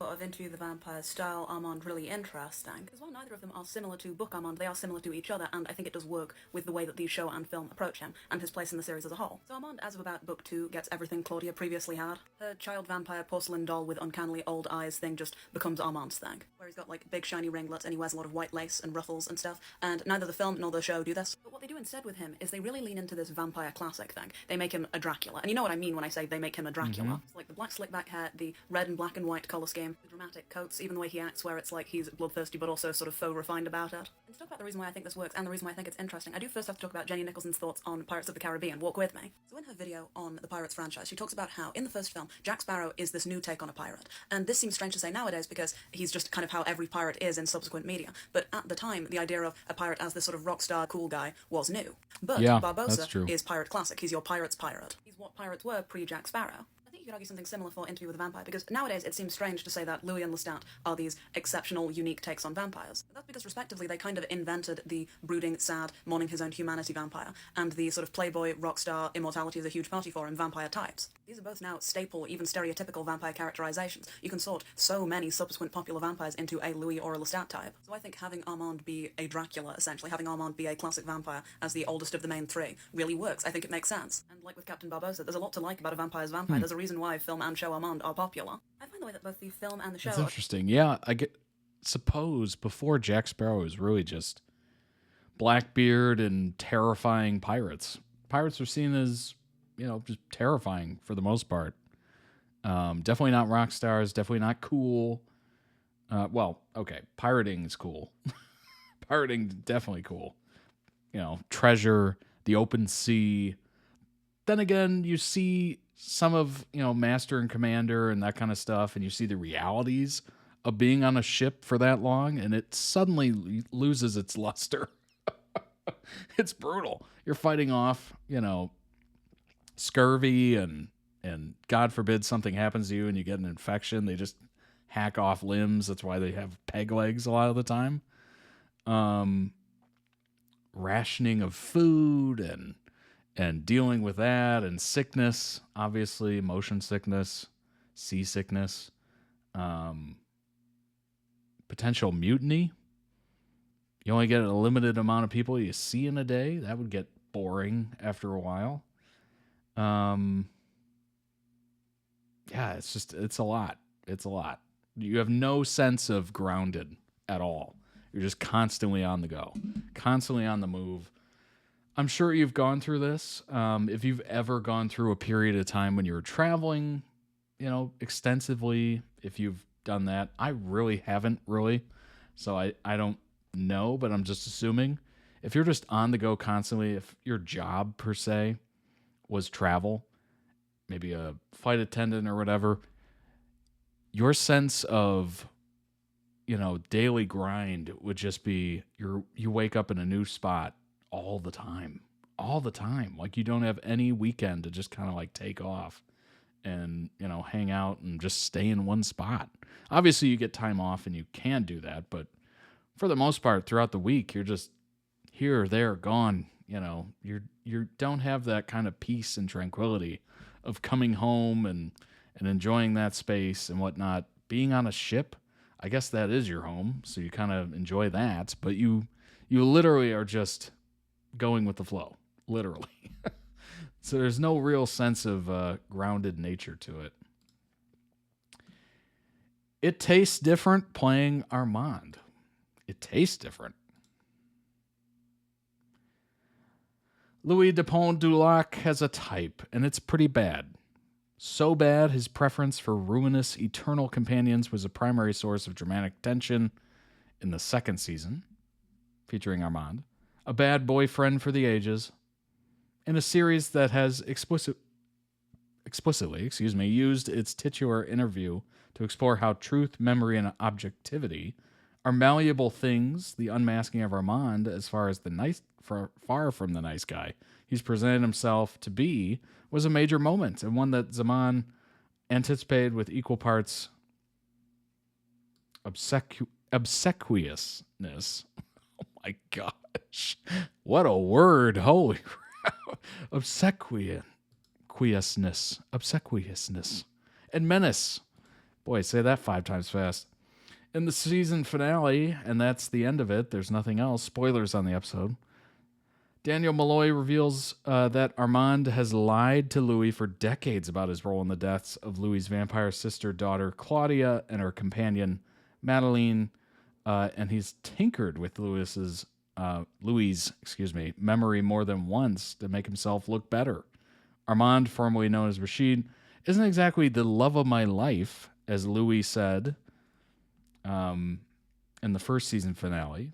He's a Machiavellian opportunist, a trauma survivor whose primary means of showing love is exerting control. Well, that's certainly a form of love, isn't it?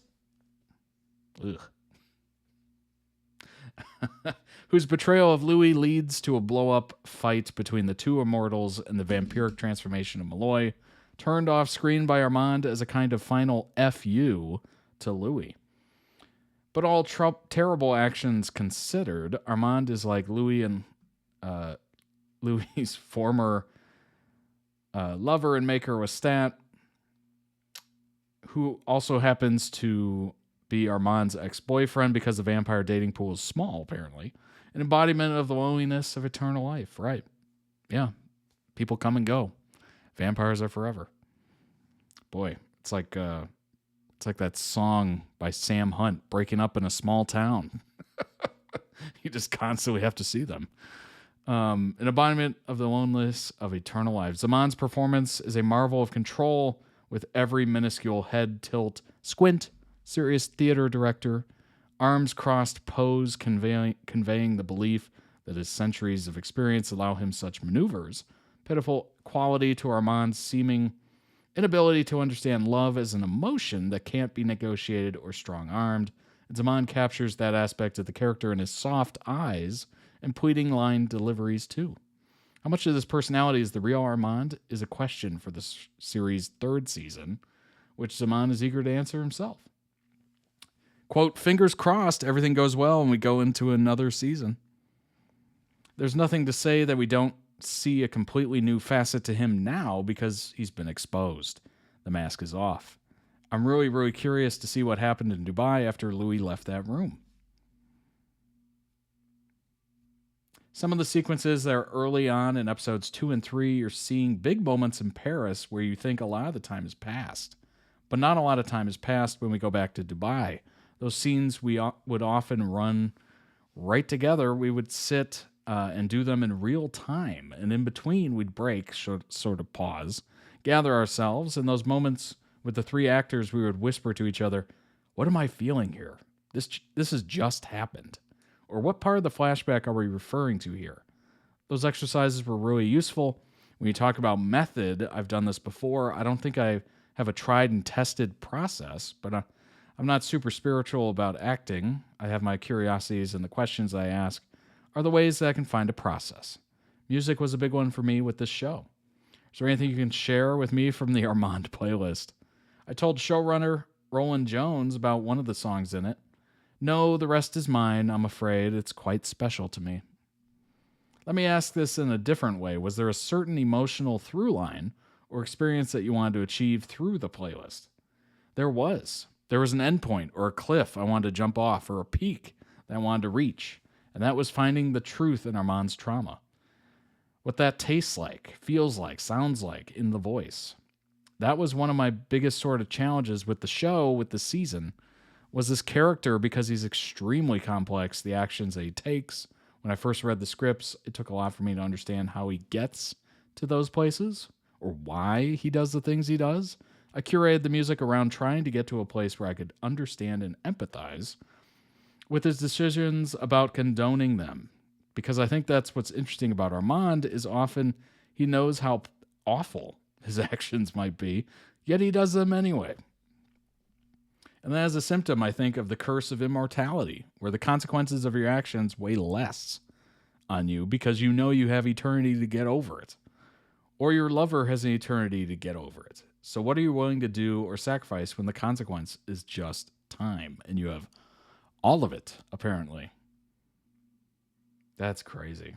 Yeah, I didn't even think about that. I'm constantly thinking about, the idea of, or the concept of a vampire and immortality. You're just thinking of like, oh, well, life kind of loses its meaning because you don't have that threat of death looming in the corner, and certain amount of time that you have to do these things and experience. And no, totally ignoring the fact that that also affects the decisions you make. Like if you have an unlimited amount of time, your actions and the consequences don't really matter as much. Or certainly the consequences don't. So you just become kind of a jerk, to put it plainly, because who cares? You have as much time in the world to get over it. Even if you went to prison and you got, 20 years in prison, what's 20 years to someone who's immortal? Not much. Not saying that they would actually go to jail because they're literally a vampire. But the consequences of actions become almost minute because of it. That's crazy. I'd never even thought of that. Interesting.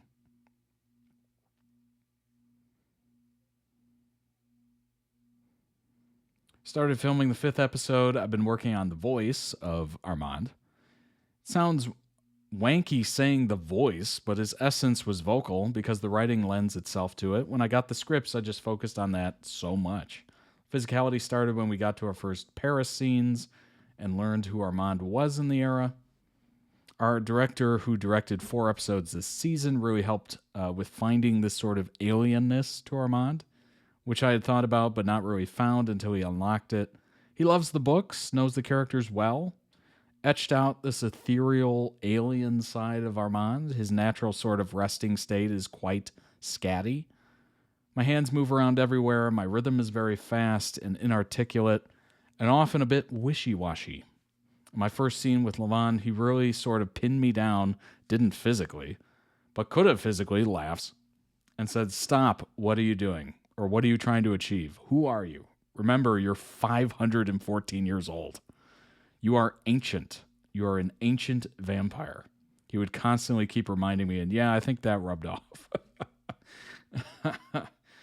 That's funny. Could we get a different voiced Armand? Now the mask is off. He's kind of a villain. No longer spinning a version of himself to Louis or a version of himself to Daniel. I think there's two moments where you get to sit with Armand, who for a couple of minutes lets his guard down a little bit. First is in episode 4 when he talks about Amadeo in the Louvre. And the second is in episode 6 with Madeline when he's debating whether he should make her into a vampire. First one is a window into Armand as Amadeo, the boy, and a glimpse into the trauma of his life and finding solace, meaning, and love in this other ancient vampire when he meets Marius. He's recounting his feelings towards Marius, especially when he says, "I served him with all my heart, basked in his mercy." Those are completely true things. That's the one time where he felt completely safe for the first time in his life, and I don't think he's ever felt safe after that. We who know the books will know what happened. That scene was a bit of a revelation to me. There's almost a camaraderie that builds between Armand and Madeline, maybe more toward Armand's side.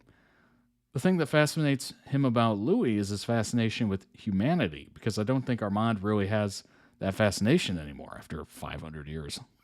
He's kind of lost it. He goes into that scene with Madeline talking to another human about becoming a vampire, and he thinks he's talking to a piece of meat or an animal. And then something happens and the curiosity takes over, and her strength, her ferocity, her wit, her wisdom.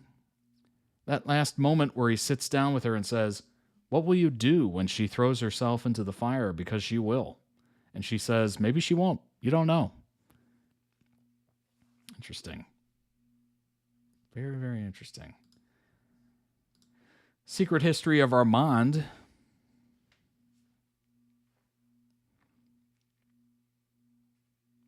TV show's biggest surprises stem from Armand. 514-year-old Armand. That is a crazy age.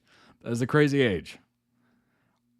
Here's a hilarious question. When would you stop counting birthdays? Or would you, if you turned into a vampire, would you start counting the day that your birthday or death day, if you will, of when you became a vampire? Would you just start counting that? Because birthday at that point means nothing.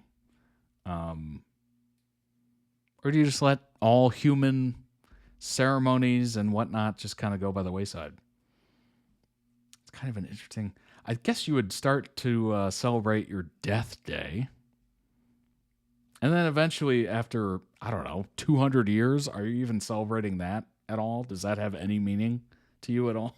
Like, after a certain period of time, it just seems, ridiculous. So maybe it's 50 years after, 25 years. You're just like, wait a minute, I'm going to be like this forever? I'm not doing this. Whatever. Moving on. The intense young man played by Assad Zaman, who grasps the character perfectly, is introduced in the first episode as Rashid, the humble human servant of the vampire Louis.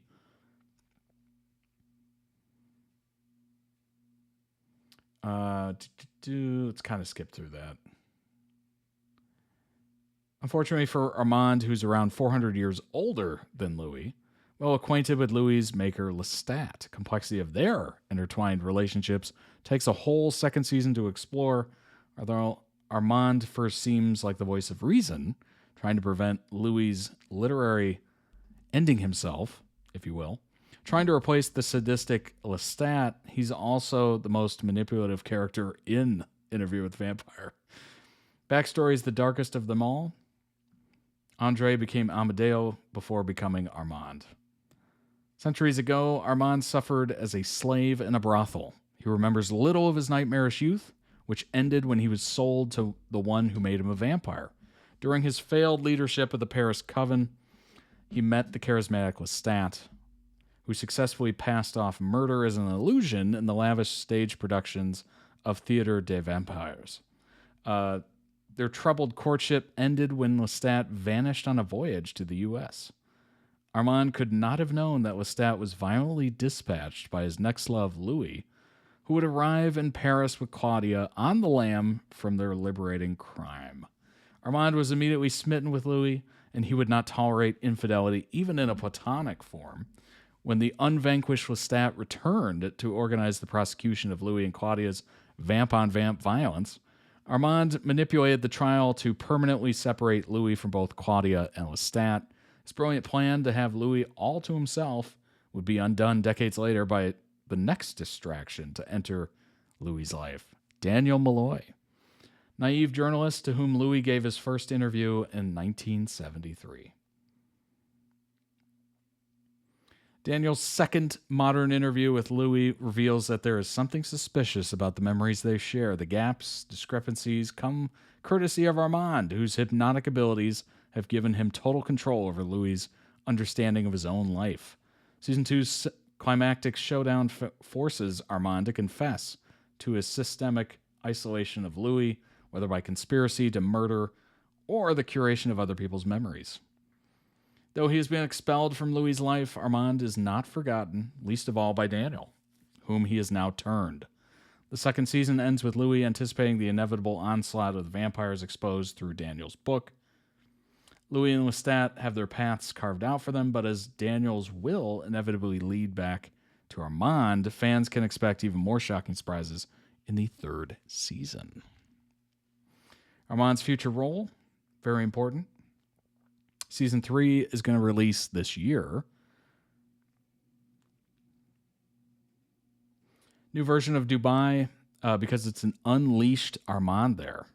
The deception and betrayal of Louis was the major plot twist in the second season, with Armand at the center of the manipulation, following, obviously, the unmasking, if you will. Quote, I'm not fully sure that we've heard a true voice of Armand yet. I'm not sure. Fingers crossed everything goes well and we go into another season. Nothing to say that we don't see a completely new facet to him now because he's been exposed. The mask is off. Maybe he'll sound completely different. Teasing season 3. Armand differs considerably between film and TV. Antonio Banderas' cinematic performance as Armand remains iconic, with the vampire character fondly remembered by older fans. Unlike Assad's younger version, Banderas plays an older Armand, sophisticated European man with a princely demeanor. Movie Armand isn't nearly as emotionally invested in Louis, instead preferring to treat his existence as an apathetic examination of empiric struggles. Banderas' character wants to exploit Louis' empathy and control him through it, framing him as an otherworldly being, effectively inscrutable to everyone around him. Although Armand is just as mysterious, especially with Season 2's events taken into account, this version of the vampire is profoundly attached to Louis. Interesting. TV's Armand still belongs to the old world, but his varying relationship with his own humanity offers a spotlight that the movie completely eschewed. While Banderas' vampire has long since forgotten the roots of his mortality, Armand still struggles with concepts that inexorably bind him to others. Very interesting. It happens in The Vampire Lestat. Armand has tried to drink Lestat's blood without his permission, so Lestat just beats the brakes off him. It's extremely one-sided. I think he mentions that Armand is putting up like a token defense and it's just not doing anything. And Lestat is planning on ripping his head off and killing him until Armand's face heals enough that Lestat goes, oh, but he looks so sad, and then he just leaves him there. Lestat is one of the few, if not the only person who we know Armand considers an equal. And the obvious question as well, if Armand is really powerful and is hundreds of years older than him, how did Lestat win this? The doyelist explanation, as the previous reply to your comment has already pointed out, is Lestat is Anne Rice's favourite. Just always has been. This is well known. Lestat tends to win fights, and I would argue Armand is his second favourite. He's been Lestat's Shadow the Hedgehog for the past 50 years. That has to count for something. But the Watsonian explanation for it is sometimes vampires are made and they're just unusually powerful from jump. Lestat is one of these. It might be like a personality thing. He's just extremely well suited to being a vampire. And it's like nothing to do with who your maker was or how old he was or how many any he'd made before you, you're just powerful for no particular reason. Santiago is also one of these. That's why even though he's the youngest member of the Paris Coven, he is second in command to Armand because he's just really powerful for some reason. I think the other potential Watsonian explanation is Armand is just not a fighter. He doesn't fight a lot, especially not people equivalently powerful to him. He really likes hunting fledglings, like random newbie vampires, in whatever area he's living in, just for fun, for sport. Why does Armand do anything? But I think the primary reason he lost this fight is he's 6 inches shorter than Lestat, and Lestat can throw him. Lestat and Armand do fight in the book, and Lestat really unambiguously wins. It happens in the vampire... That's so funny. Well, hey, every author's got their favorite character, right? Or one of, I guess, a tier list of characters. So that kind of makes sense. Very much so. It's going to be interesting to see what Season 3 does, or how it is. Should be coming out some point this year, at least. Let's go ahead and jump into the next one, BounPrem TikTok Edits compilation.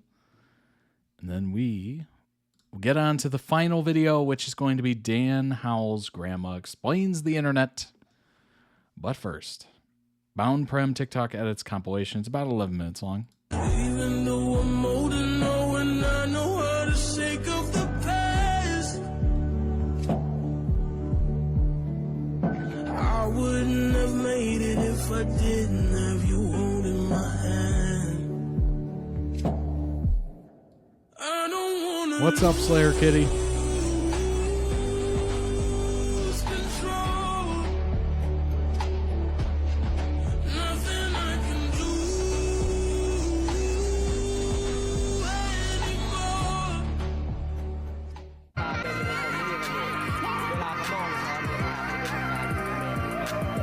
Boom. Okay, that definitely helps. Appreciate that. BounPrem.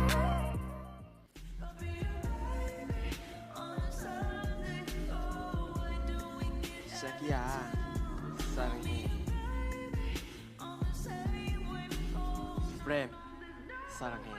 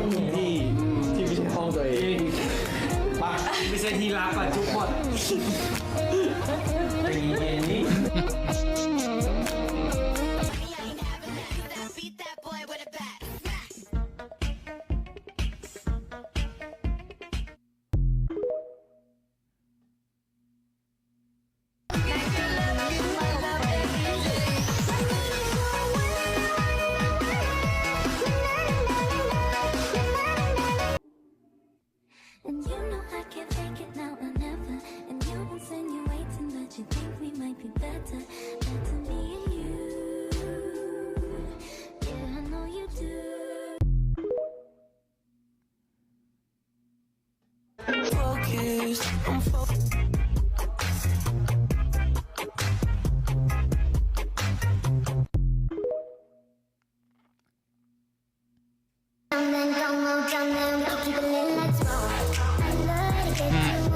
It just goes crazy.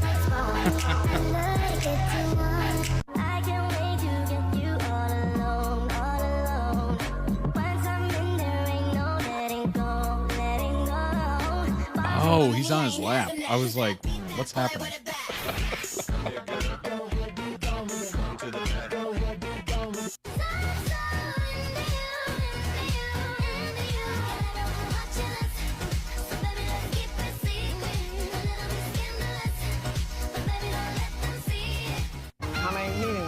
เป็นบุญเปรมทำไมถึงไม่เป็นเปรมบุญไม่บุญเปรมไม่มีลังเล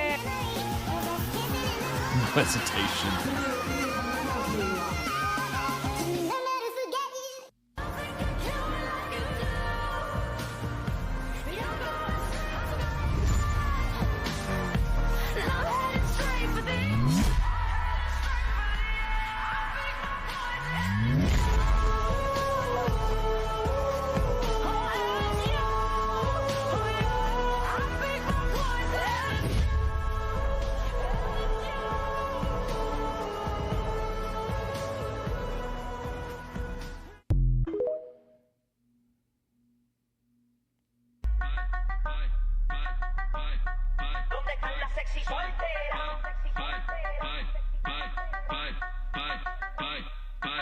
Abusada.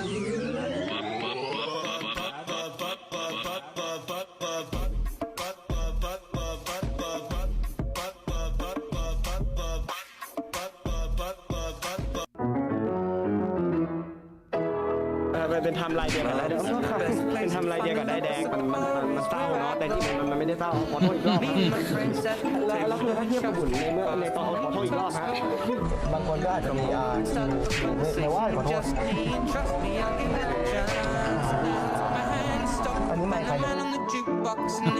start to dance and I'm singing like girl you know I want your love your love was handmade for somebody like me well come on now follow my lead What in the first song? Ed, what have they done to you?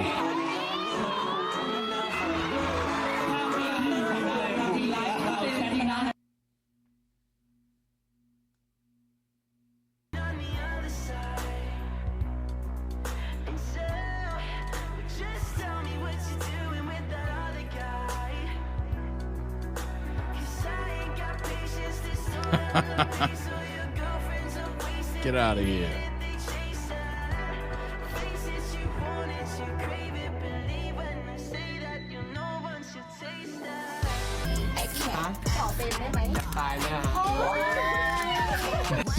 About me, I'm the baddest alive. He came from a downfall, many have tried, baby. Catch me when you hit my Lamborghini, go vroom, vroom, vroom, vroom. When we pull up, you know it's a shutdown. 간판내리고 문잠 거 shutdown. Wait a minute. Vroom, vroom, vroom. When we pull up, you know Did you see how he moved away from that? He literally moves away from the hand. Like, get off me.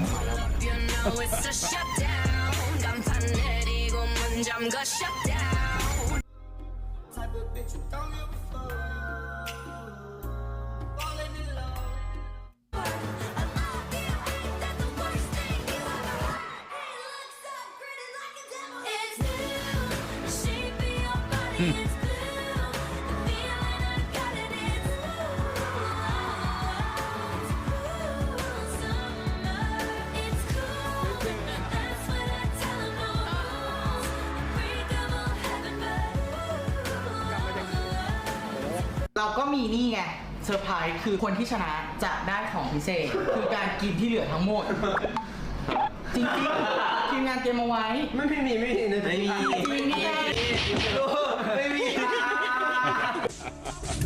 Denial.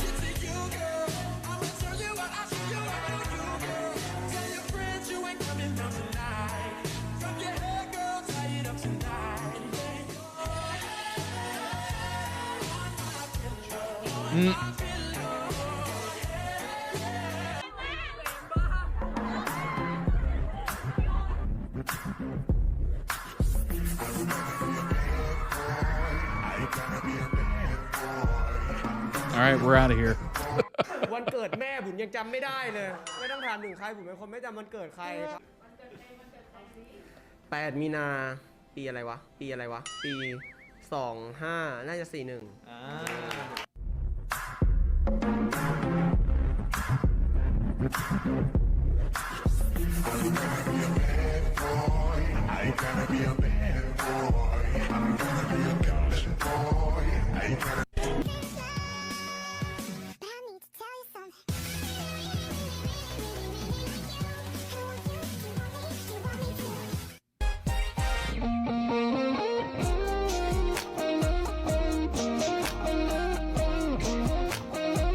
everybody's losing their minds.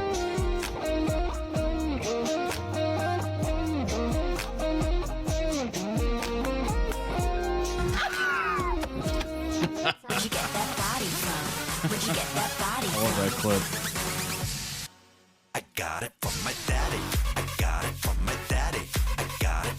Hey, where'd you get that body from? I got it from my daddy. I got it from my daddy. I got it. You wanna put a ring on my finger? Now to make them wanna marry me. I found your vibe, and I found my high, yeah. Let's touch the sky, I'ma change your life, yeah. Do you realize I love the way you look me in my eyes, yeah. Don't kill my vibe, no, don't kill my vibe, yeah. Pretend I'm fine. I just wanna love myself and 좋을 때도 나쁠 때도 love my weakness. 화려했던 기대와는 달리 왠지 볼품없다 해도 find the good parts, the good parts. Ants keep riding up. It's annoying. 실수해도 좋아 find the good parts. 이대로 돼. Oh my God, baby, baby, don't you see? I got everything you need.ไม่ต้องกลัวไปรักที่รักไม่ทำเธอเสียใจสัญญาจะดูแลเธออย่างดีลองรักดูไหมทำไมใจร้ายแต่ใจรักเราแบบนี้รักดูไหมทำไมแต่ใจให้เธอเท่านั้น เธอแค่นี้มีเธอทุกนายได้เธอช่วยบอกฉันทีว่าตอนนี้เธออยู่กับใคร So let me hold you tight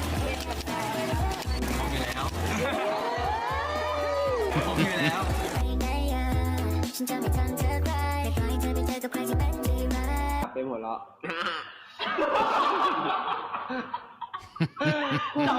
Uh-huh.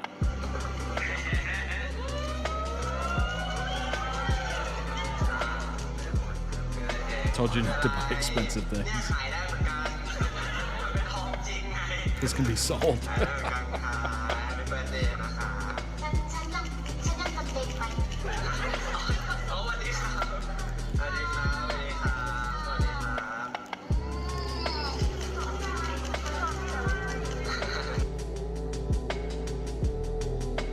Rocks on my fingers like a nigga wife me. Got another shorty, she ain't nothing like me. ไปรุ่นนะอยู่เฉยๆดีกว่าขอรุ่นหน่อยครับ ไม่มีตังค่ะ Anh nói thật, anh mà nói điều à?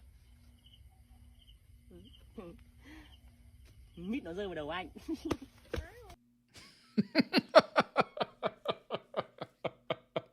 Oh my gosh. Beautiful compilation.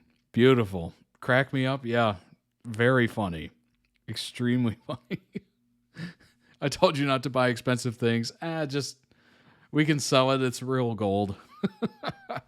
Link down below in the YouTube video description for the original video. Go throw it some much deserved love. Also check out their channel. They might have other compilations you might be interested in. Let's pull up a couple TikToks of BounPrem. And then we will hop on to the next. Here we go.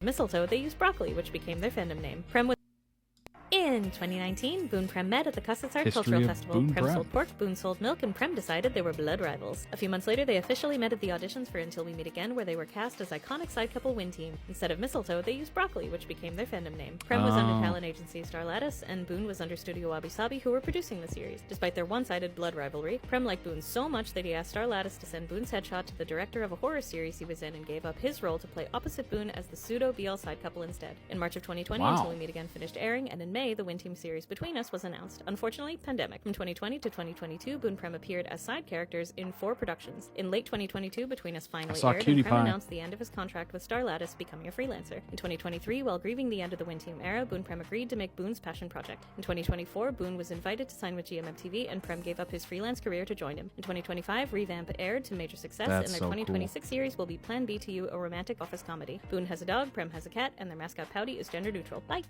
In 2019, BounPrem met at the Custard Cultural In 2025, Revamp aired to The make a ending success, got and their me. 2026 series will be Plan B to You, a romantic office comedy. Boone has a dog, Prem has a cat, and their mascot Pouty Great mascot. Great mascot.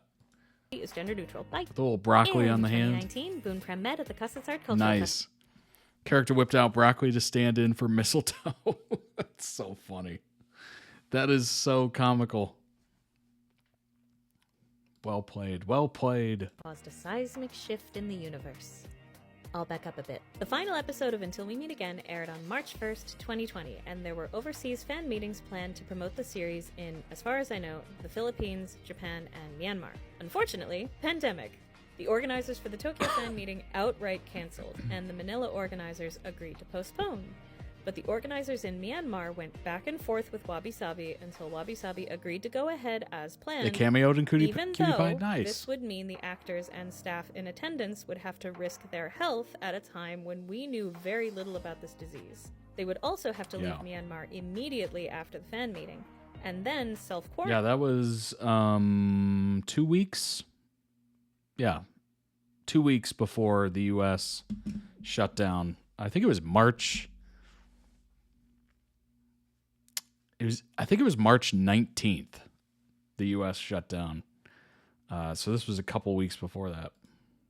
For 14 days. Obviously, it kind of made its way across the world. TL Entertainment in Myanmar originally agreed to 10 cast members at the fan meeting. 5 of these artists were contracted under Wabi Sabi, 4 were under 4 different agencies, and 1 was freelance. Although the details of the negotiations weren't made public, Wabi Sabi released a statement that 5 of the original 10 cast members would attend the Myanmar fan meeting. 4 of the 5 Wabi Sabi artists, and Prem. Prem's involvement moved a lot of us because we had assumed that since the artists under other representation had all opted out, and no shame to any of them since the whole situation was unfair, we also assumed that Prem wasn't required Mid-March. to go, so he just chose to go as Boone's partner. His involvement was especially common Hard to because forget. his 22nd birthday was March 8th. Seems the like it was day after yesterday. the fan meeting when they'd be traveling back to Thailand to begin their 14-day quarantine. This whole time was stressful for everyone, from the fans, especially in Myanmar, many of whom had been urging the organizer to cancel, to the staff and actors who'd have to go to fulfill the contractual obligations during a global health crisis.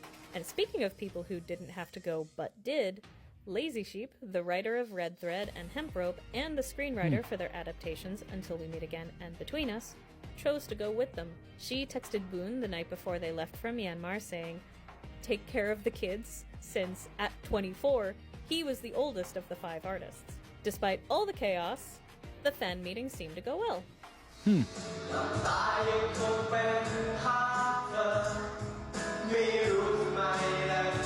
You never know what's going to really speak to people. They had a cake for Prem and Hey. sang happy birthday to him.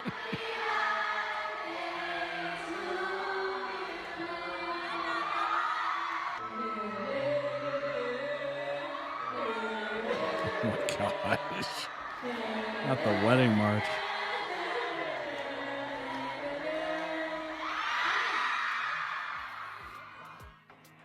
And we got this fandom famous hand kiss to boot.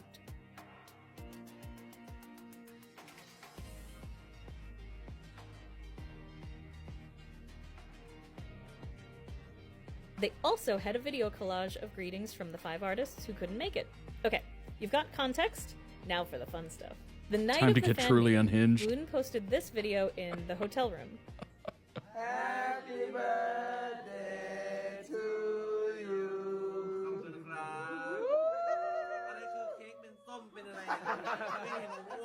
หาไม่ทันออกไปไหนไม่ได้ Personally, I love that they gave Prem fruit, and he was immediately like, "Okay, call me fat to my face, cowards." And Boone was like, "You try finding a second birthday cake in a hotel during a global health crisis, Prem." Right. Accompanying You just said kinda video take what was you this get. heart-destroying message from Boone. I'm so happy I have nothing to say because I've already said it. As for your gift, please wait until we return to Bangkok. You're 22 years old, all grown up. I hope you do many wonderful things. I don't know if we can be together forever, but I promise you we'll be together as long as possible. Happy birthday.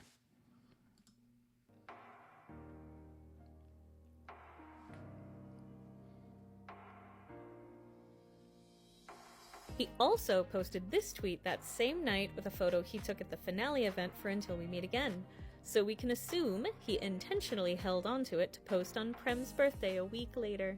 Then, the day of Prem's birthday, Boone also posted this tweet, including these photos. Please note the clothing. He also changed his Twitter profile icon to this one, which has Prem's Twitter handle over his own photo. They went back to Thailand on Prem's birthday on the 8th and began their 14-day quarantine. But if you thought we were finished with Prem's birthday celebration, you'd be wrong. On the 11th, Prem went to Boone's house with his manager Patty, and Boone gave Prem the birthday gift he'd promised. Very expensive Italian sneakers. That fresh shoe smell. Prem had been wearing the same pair of sneakers every day and wore them out, so Boone wanted to get him a nice new pair. They did an Instagram Live together, which was as adorable as you'd expect. Boone... See, a long time ago... my problem with that is if it was which has so expensive, the shoes, I would not want to wear them. At the time, Prem had been wearing the same pair of sneakers every day That's and wore the problem. Patty, and Boone gave Prem the birthday gift he'd promised. Very expensive Italian sneakers. Oh, At the $660 worth of shoes. time, Prem had Needless to been say, wearing the I've same never pair of bought a sneakers shoe that every expensive. day and wore them out. So Boone wanted to I think get the him most a nice expensive new I've pair. ever bought They was did like an a Instagram Live together, which was as adorable as you'd expect. Boone also tweeted this $100 unhinged maybe? thing.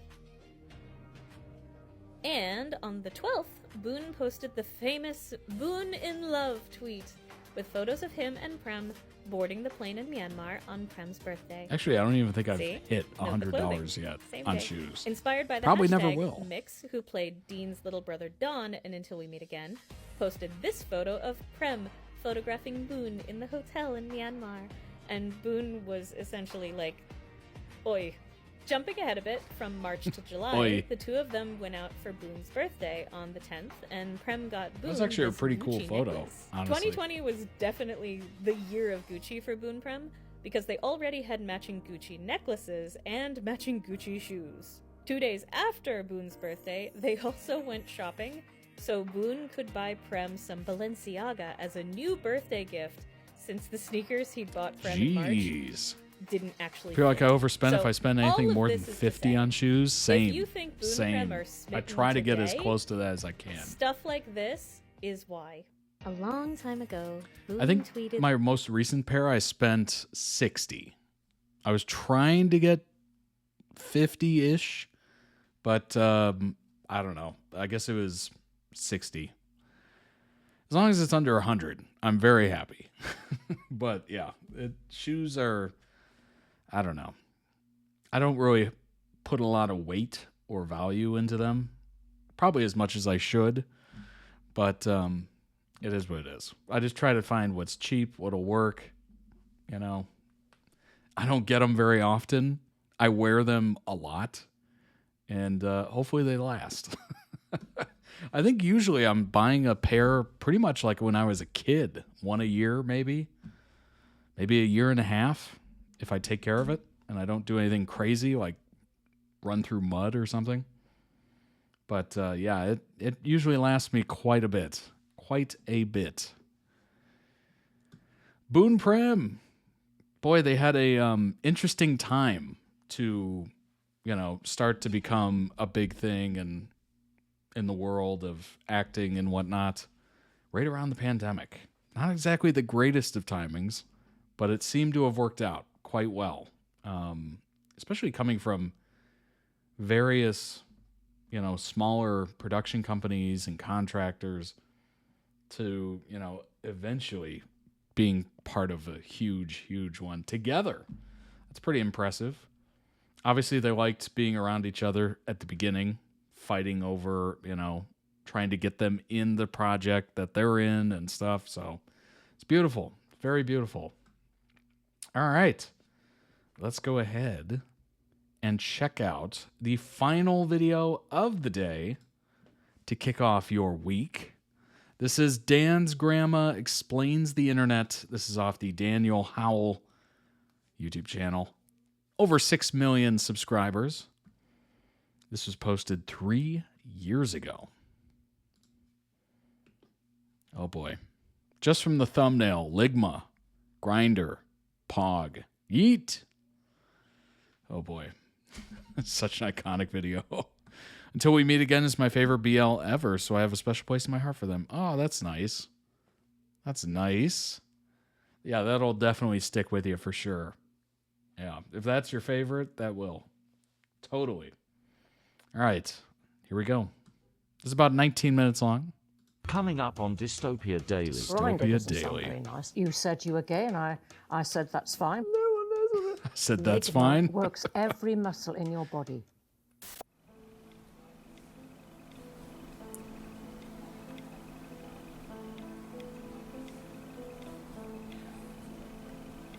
Call mum. I don't see a mum in your contacts. What is your mum's first and last name? Her sarcasm is Hello? like a tamer, Trying to hack Dan. me or something. Hi. What are you doing tomorrow? Yeah. You're at work. Okay.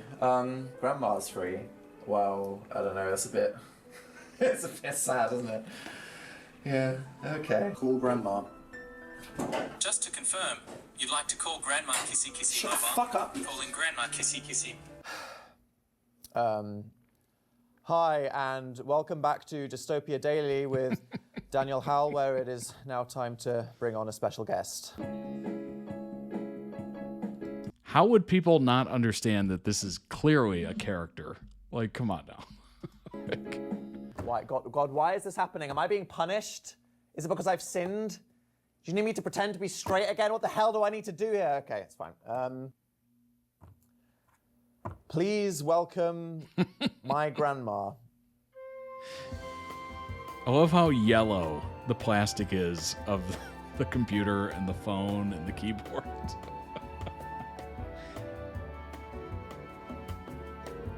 She rode in on the motorcycle.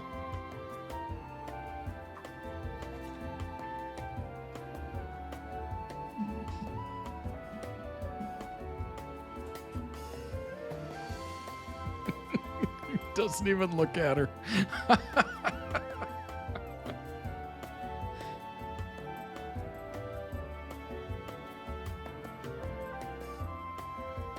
So how are you? Fine, thank you, and you?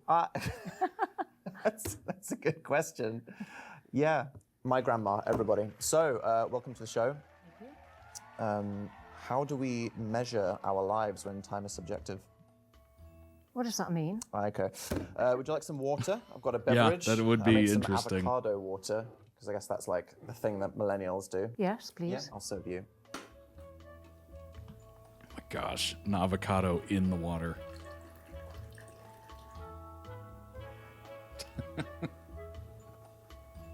Might as well prepare my own water. It's not avocado water. Can you taste the avocado? Very faintly. So, here we are. Indeed. You had a whole child, and that child had the whole child. Here we are in this room. What do you think of the studio?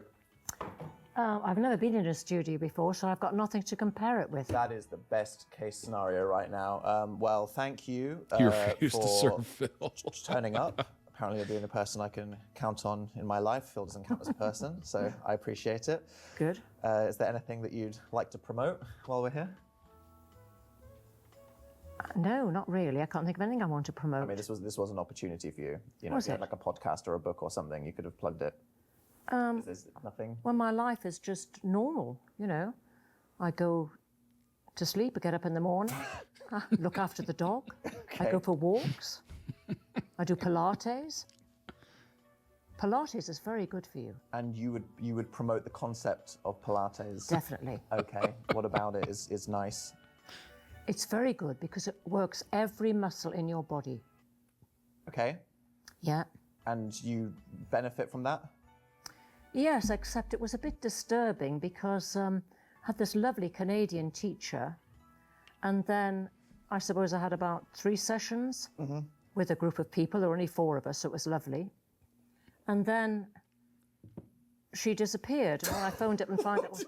What do you mean she I did ask the lady from the Wokingham Borough Council what had happened to her, and rather disturbingly, she said she was injured. Was she ever found alive? Oh, yes, she's coming back. Right. Yes. Wow, I was wondering if we were going to go into straight true crime there for a second. No, she was fine. Well, I don't know. I haven't found out yet. Well, why you can't just start an anecdote. And this is why when people come on talk shows, the producers ring ahead and they make sure that the stories go somewhere. So people know you for prioritizing the location of your iPad after I came out as gay. Yes. Do you remember that? I do. The location of. We love you for being you. It must be a great relief to finally acknowledge who you are. Popsy and I just want you to be happy. People are born as they are and have no say in it. I hope that now you will feel free to live your life as you want with no pretense. And then I'm covering it. Of your iPad after I came out as gay. Yes. Do you remember Don't forget the iPad. that? I do. I don't know what I said wrong there, because you said you were gay, and I said that's fine. We love you nevertheless. It doesn't really matter at all. And have you got an iPad I can have? You are quite a hip and happening, well-connected Gran in the scene. You spend a lot of time on forums, don't you? Kind of just complaining? Well, I think you should complain when things aren't working right. Okay. What doesn't work right in your life? No. Politics. Oh, Jesus. Posh Voice reminds me of an old Dan is on fire video. Everything. You just don't trust them, do you, anymore? No, exactly. You've got Facebook. You keep in touch with your friends. Yeah. And you have had a Twitter account before. Oh, yes. So, well, I don't know. I think it would be people would appreciate that my grandma's had Twitter. Yeah. Yes, but you told me off. I did. You got in touch with me straight away and said, "Oh my God." I love the fact that Dan can't have you stay in been character sending with her. Tweets? Because it turns out for several years you did have a public Twitter account. Right. And you were my grandma. Yeah. And sometimes you would just have nice conversations with my followers. I don't remember ever having a conversation with your She follower. doesn't remember any of you bitches. But you understand that any of the people you were tweeting on a day-to-day level could have just been Jack the Ripper, right? Yes. You understand? Yes. Okay. Of course. And if someone came up to you and they were weird, you would hit them with a handbag? Probably, and it's quite heavy, my handbag. It's not like this one. Not that I'm broke, because I know where to come if I'm broke. Thank you for buying merchandise at shop.danielhowell.com so I can pay for my grandma's total body workout. Well, as you seem so keen on being online, despite the many dangers of the internet, I thought today I could put you to the test and see how down with the kids you are. Ooh. No, I don't understand it. And do This is you not care? going to go well. Not really, no. Hell yeah. Let's go to the bespoke activity area. Welcome to the bespoke activity area. Thank you. How'd you find it? Well, I don't know what it means, but it looks okay. What do you think it means? We're going to do things. That's activity. Yeah. And this is the area. Right, yes. And what do you think of the area? Very nice, thank you. Okay, thank you.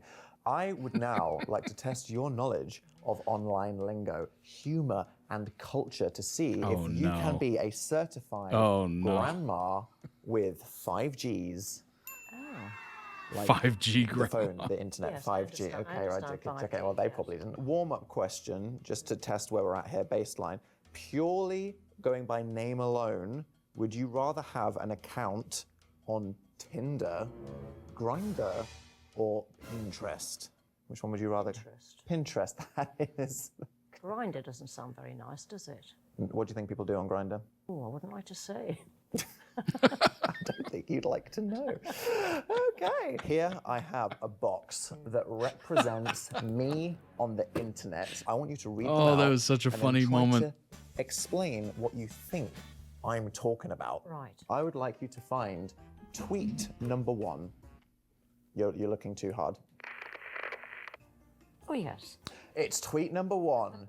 Could you please read said tweet? Getting houseplants to support your mental health is the gay version of having a baby to try and save a marriage. Yes. Good heavens. What do you think I'm saying? I'm not too sure, really. Do you know anyone that was clearly just trapped in a doomed marriage? And then what did they do to try and fix it? They had a child. Do you think people do that? Yes, Mm. I do think they do that. But gay people, unless they want to adopt, they don't do that. Because they get houseplants instead. Boom, smack. You get it. Hey, here we go. Here we go. Should you have got a houseplant instead of marrying Oh, Popsy? no, I wouldn't have had you then, would I? That is the correct answer. Okay, could you please find tweet number 2? Right. Even as an active home... Not that photo. What the... Tweet number 2. Right. Oh my gosh. Even as an active home... Oh, I need my glasses. Do you have your glasses? I have. Are they in your bag? They are. Would you like to get them out? I need a bigger bag, I keep telling you. Right. Oh, that's much better. Buy more as an merch. active homo, Get a bigger I bigger still bag. can't tell if people are gay or European. What am I on about? I've no That's idea. I mean, surely you can be gay and European. And that is incredibly progressive of you. Is it? Now, you tell me, sometimes you're at, where's your favourite Italian restaurant? Rossini's. Rossini's, and a flamboyant waiter comes up to you, full of charisma. Do you ever think, is that just what Italian people are like? Or does he lie with other men? Well, I sometimes think I can tell if he's gay. That's problematic. Is it? You had a waiter, Lamb. and was he actually gay? Yes. Well, there we go. You cannot presume these things. You can't. But you do have a working gaydar. Okay, can you find tweet number 3? Eating a Malteser bar and thinking about her. Oh my gosh. Any idea what I'm on about? No, I don't understand it. That's okay, we can move on. Can you find tweet number 4? You're doing quite well so far. Am I? All right, 2022. Putting Baby Dan Time below to get that on photo is that insane, Ligma right? Grind set. Ligma grinds. This is completely foreign to me. And everyone else on Twitter. Is it? No one knows what See, sometimes people are like, Dan, you're a millennial. And I'm like, if you don't get that tweet, I'm more down with it than you. You know what I'm saying? No. Okay, so... I don't understand what you're saying. Do you know what it means to have a mindset? Yes. Do you know what it means when someone is grinding? No. That means hustling, like working hard. All right. So if okay. you were to portmanteau it... So they're really working hard at something. Yes, exactly. Right. Now, there is alphas and betas in the world, supposedly. But is there another Greek letter that is sounding like an S? Sigma? There we go. Now, if someone's an alpha male, what are they? Well, they're very macho. If someone's a beta male, what are they? More feminine.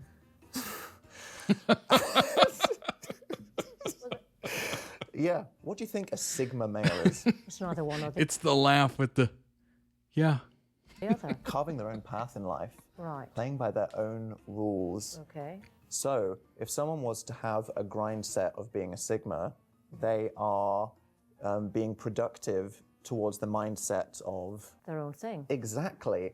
Now, if I were to say I've come down with a terrible case of ligma, Yeah. what would you say to me?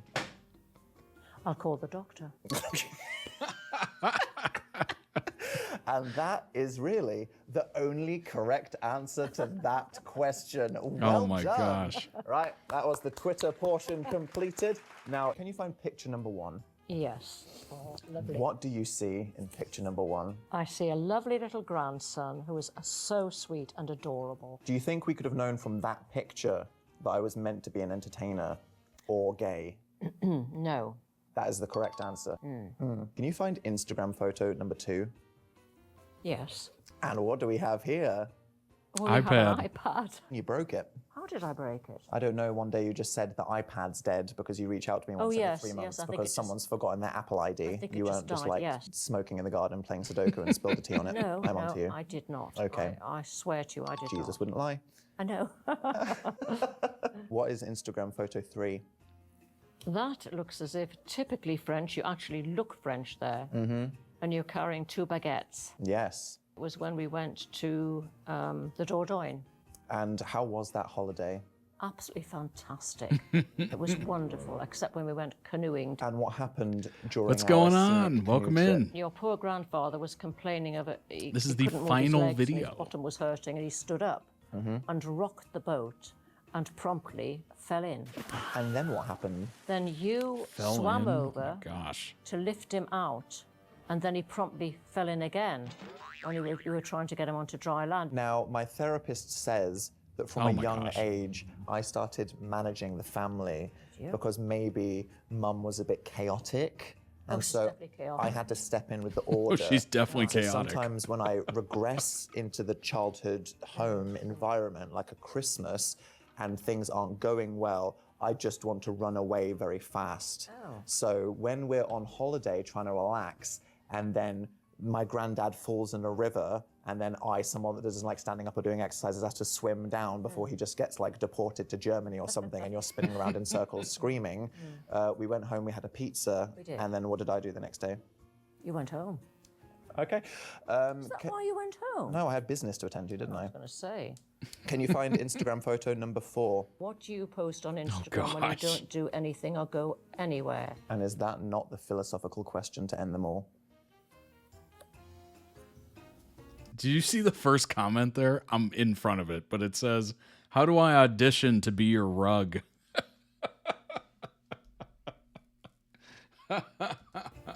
Probably. This person's put up here, the cameraman must have felt so awkward. I bet he did. Yep.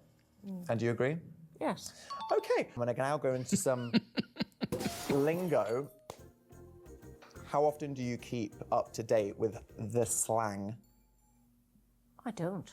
That was Phil. And do you care to? Oh my gosh. Couldn't care less. No worries. We'll get this posted to We're gonna start YouTube easy. ASAP. What does it mean to say, okay, boomer? Somebody who speaks loud. Phil and was the booming. It actually means the boomer generation of baby boomers. All right, now that makes sense now. What do you have to say about this generation of people that did not grow up in hardship, managed to prosper from all the economic policies at the time, and are now complaining about avocado water?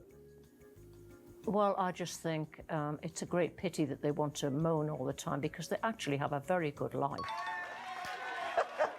What does it Amen. mean to be sussy? Suspicious? Oh my god. Doof. Yes. You could tell that genuinely surprised Dan. Is it? Yeah, so if someone says, this looks a bit sus, what does it mean? Suspicious. Yeah. God, great. I'm very impressed so far, but this is when it gets difficult. What does it mean to yeet? To eat. To yeet.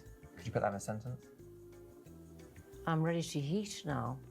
And the yeet would be... No idea. You like it? So, do you yeet me? Of course I would eat you. It means to throw something. Oh, does it? God, how do they get these things? Or to really just Who slam knows? something across the room, almost like an onomatopoeia. You could be like, I'm going to go, yeet! All right. Yeah. I'm so mad I've got to yeet this across the room. Yes. And lastly, are you ready? What does it mean if something is pog? Pog. Pog.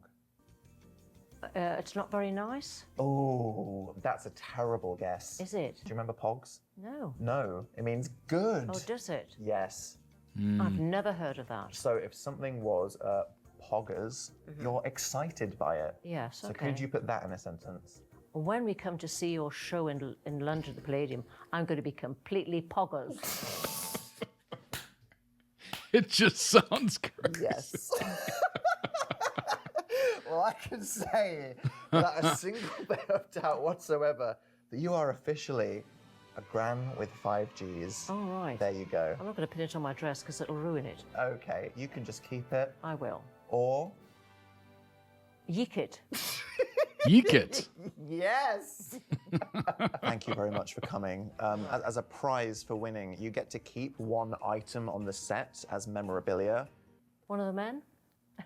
Who's going to volunteer as tribute? Oh. No. I'm not going to take the skeleton, am I? Why does everybody want I this? don't need anything. Oh. No, I don't. Is that because you think my set is ugly and depressing? No. Well, who needs friends or peers or respect when you have a cool grandma? Isn't that right? Take I'm the now, actually, bespoke you just don't like activity calling me area grandma. Was that a sign. microaggression? Yes. Can you high five me? All right. Well, thank you everybody for tuning in to another episode of Dystopia Daily. This was an experience. I've got to get this off, haven't I?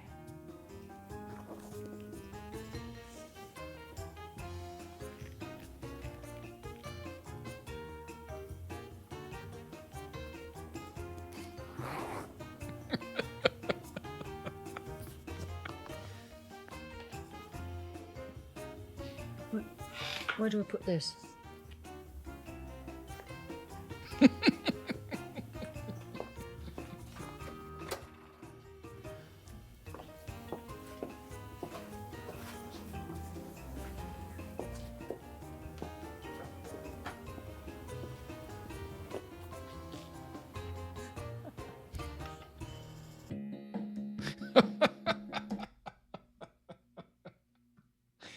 Oh my gosh. Dan said, I've never cried laughing this hard in my life.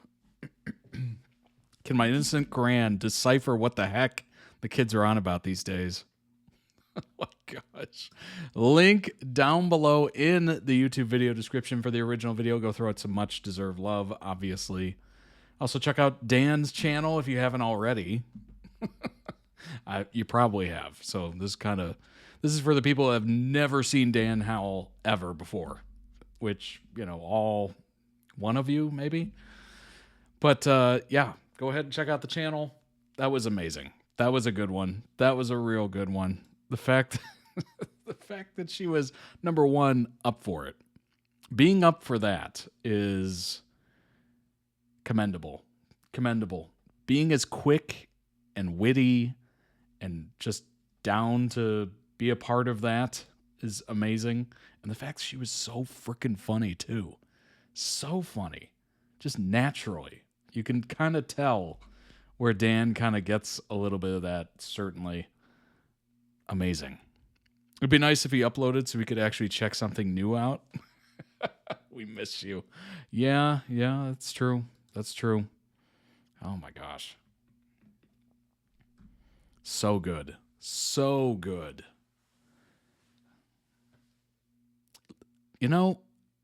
I wish Dystopia Daily would be a nightly, talk show.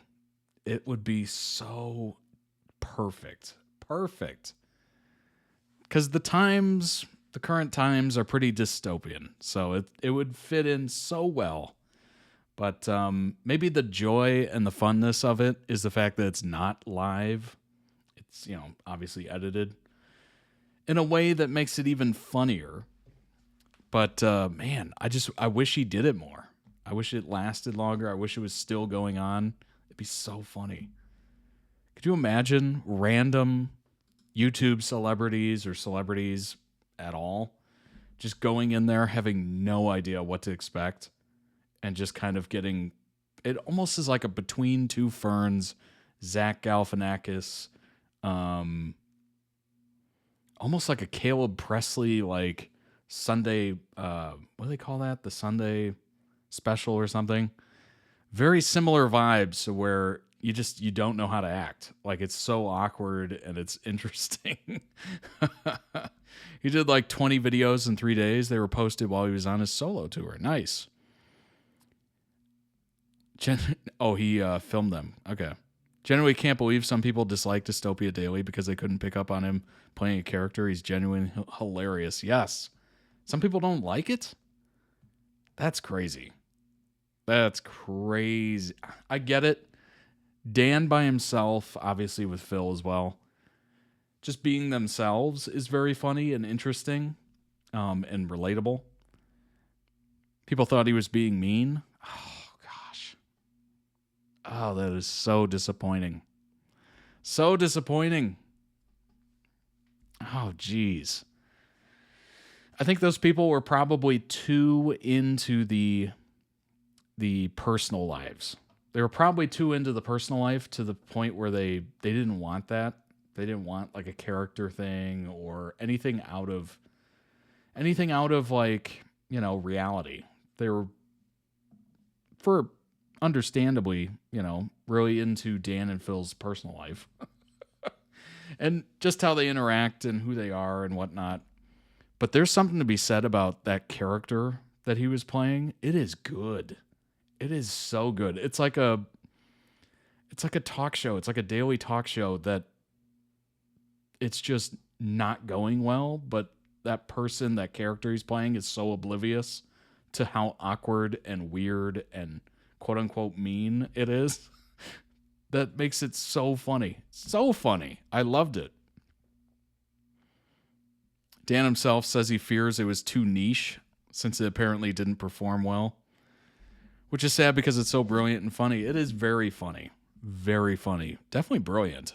It's kind of like taking the talk show and kind of flipping it on its head in a way where it's less talk because it's so awkward and it's so amazing. I love it.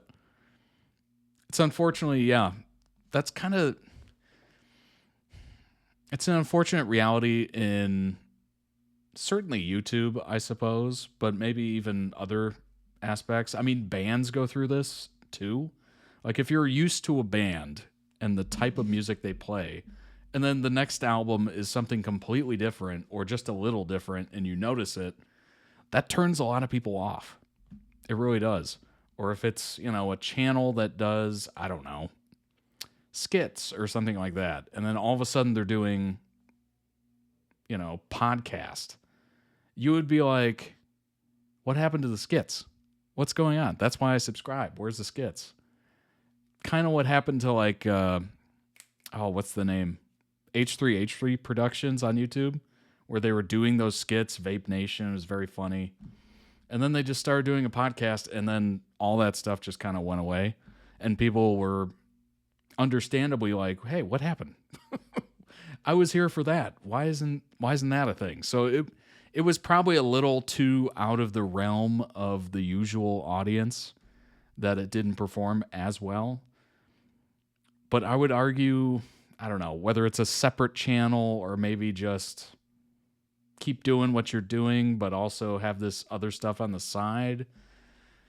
I get it. You want things to perform as well.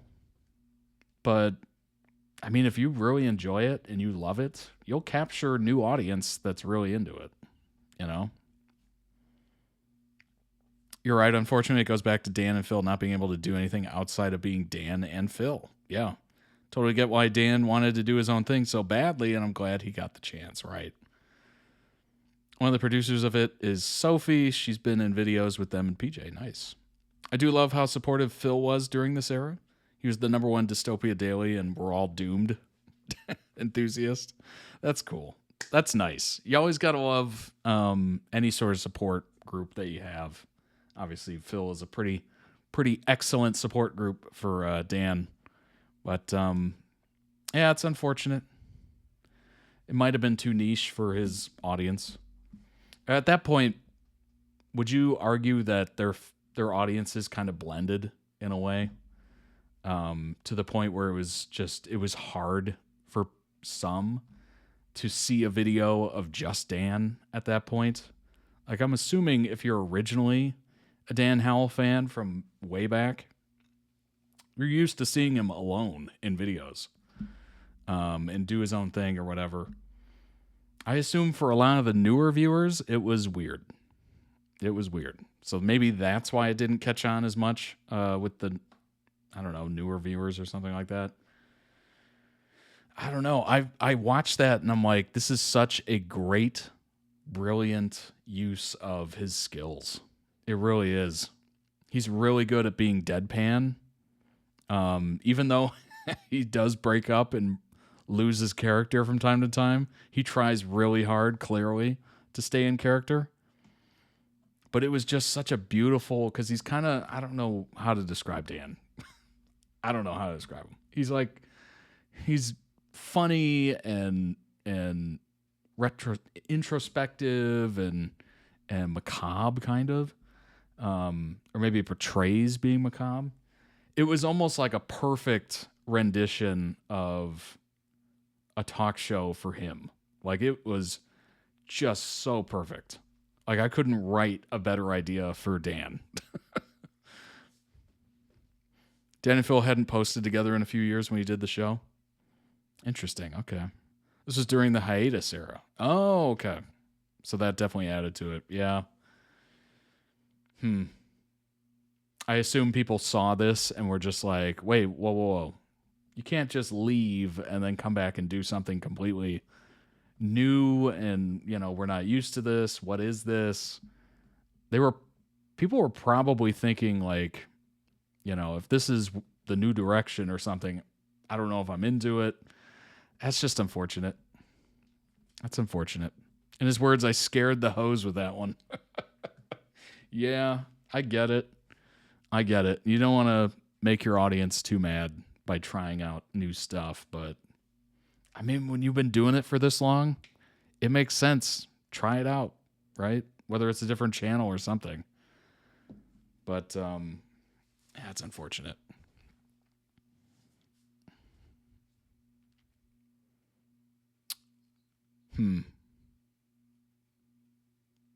Yeah, I really like it. I really enjoy it. I've reacted to a couple of them at this point. I don't know the answer to that. I'm just trying to come up with an answer to how he could have made this work. But if he feels like it was off and not enough people were really into it, then it is what it is, right? But I will say this. I wish it was still going on. I do. Because it is phenomenal. Phenomenally good. Obviously, Dan and Phil together is just dynamite. It's perfect. But I think it's wise to continue to push yourself into different directions and different types of content and whatnot and explore that. I think it's smart. He's been posting on YouTube since he was 18, literally his whole adult life. I think it makes sense that he wanted to experiment. Yes, of course. I mean, you do something long enough, you're going to get tired of it, even if you enjoy it. I guess the problem is the more you do it and the more you're into it, the more the audience is just like, we're expecting this. And you gave us that. We're expecting this. It's just like, guys, come on. Let me try something. Let me, go out there and do something else. I will say this. I mean, they definitely tweaked it a bit. Dan and Phil Games. They're not, from what I've seen, it doesn't seem like they're just sitting at a computer for most of the time. Like they are actually venturing out into the real world and doing like vlog-like content and whatnot. So that's cool. That's a change. People seem to be into it. Maybe this was a little bit too artsy for some folks, but yeah, I'm into it. I love it. I think it's phenomenal. I'm glad there's a couple of them. Certainly. It wasn't one of those one and done kind of ideas where you see the numbers aren't quite the same of what they usually are, and you're just like, oh, toss that away. So I'm glad that there's quite a few to watch. That's nice. But yeah, that was so fun. His grandmother's amazing. His grandmother's amazing. Actually, I have an update from his grandma after this aired that said, I'm completely overwhelmed by the comments. I didn't know how to find them until Mom told me to just scroll down. It was such an experience to do the video with you, and I'm so glad that you asked me. Hope that your shows continue to do well. Much love, Nana. Oh, that's beautiful. That's beautiful. Now that's a good support system right there. You know what would be even funnier if she ended this with, don't forget the iPad.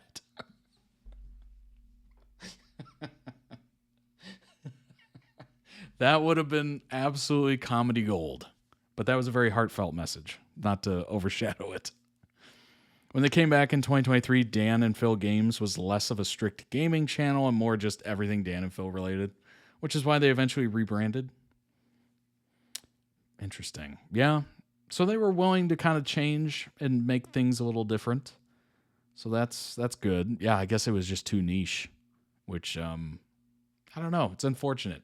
Maybe if he really enjoys it, wants to continue doing it, just come up with another channel or whatever and just kind of have like this offshoot channel for all the people that are really into like his creativity and his humor and just trying things out. Like, that would be kind of interesting. That would be interesting. All right, everybody. I hope you enjoyed that as much as I did. Amazing, amazing as always. Shout out to the members of ToddReacts.com. You're awesome. You literally guide the stream. You control it. If you too, watching at home, would like, or watching anywhere, honestly, I don't know where you are. Where are you? If you too would like to request videos and literally guide the stream, you can certainly do so. ToddReacts.com. Check out the store while you're there. Hit the follow button on Twitch if you'd like to join us live again. If you're watching on YouTube, hit that subscribe button. I appreciate it greatly. It's a free and easy way to support the channel, of course. I said this before, but I need her on hard launch. That would be funny. That would be so funny. Imagine her dynamic with Phil. Oh, I don't know. With how Phil's been going lately, from what I've seen, oh boy. I almost want to shield Gran, the 5G Gran, from Phil a little bit. Phil trying not to be horribly inappropriate in front of Dan's crew. Yes, that's what I was getting at. Would be interesting, yeah. It would be interesting. Maybe it's worth it just to see the struggle. The struggle might be fun. It might be. Join the Discord, of course. Link is everywhere for that. It's totally free to join. Over, I think it's like 330 something members are in there. Come say hi. We're friendly. We're awesome. We welcome you with open arms. So come say hello. And yeah, I hope you all have a tremendous week ahead. Take care of yourselves. Take care of yourselves. Stay safe out there. Enjoy your week, whether it's work, whether it's school, whatever it is. I hope you enjoy a little bit of it. It might be tough sometimes, but I bet he's a charmer with her. He might be. He might be. He might surprise us all. He might surprise us all. Honestly, I would be hoping for some slips. I would definitely be hoping for some slips and just be wildly inappropriate. Just kind of see her reaction to it and how quick and witty she could be to like come back at him. That would be so funny. But thanks for being here, everybody. You're welcome for the stream. Thanks for being here. You're the reason why I do this, and I'm glad you're here. All right, everybody. Take care. I will see you on Friday. Bye-bye.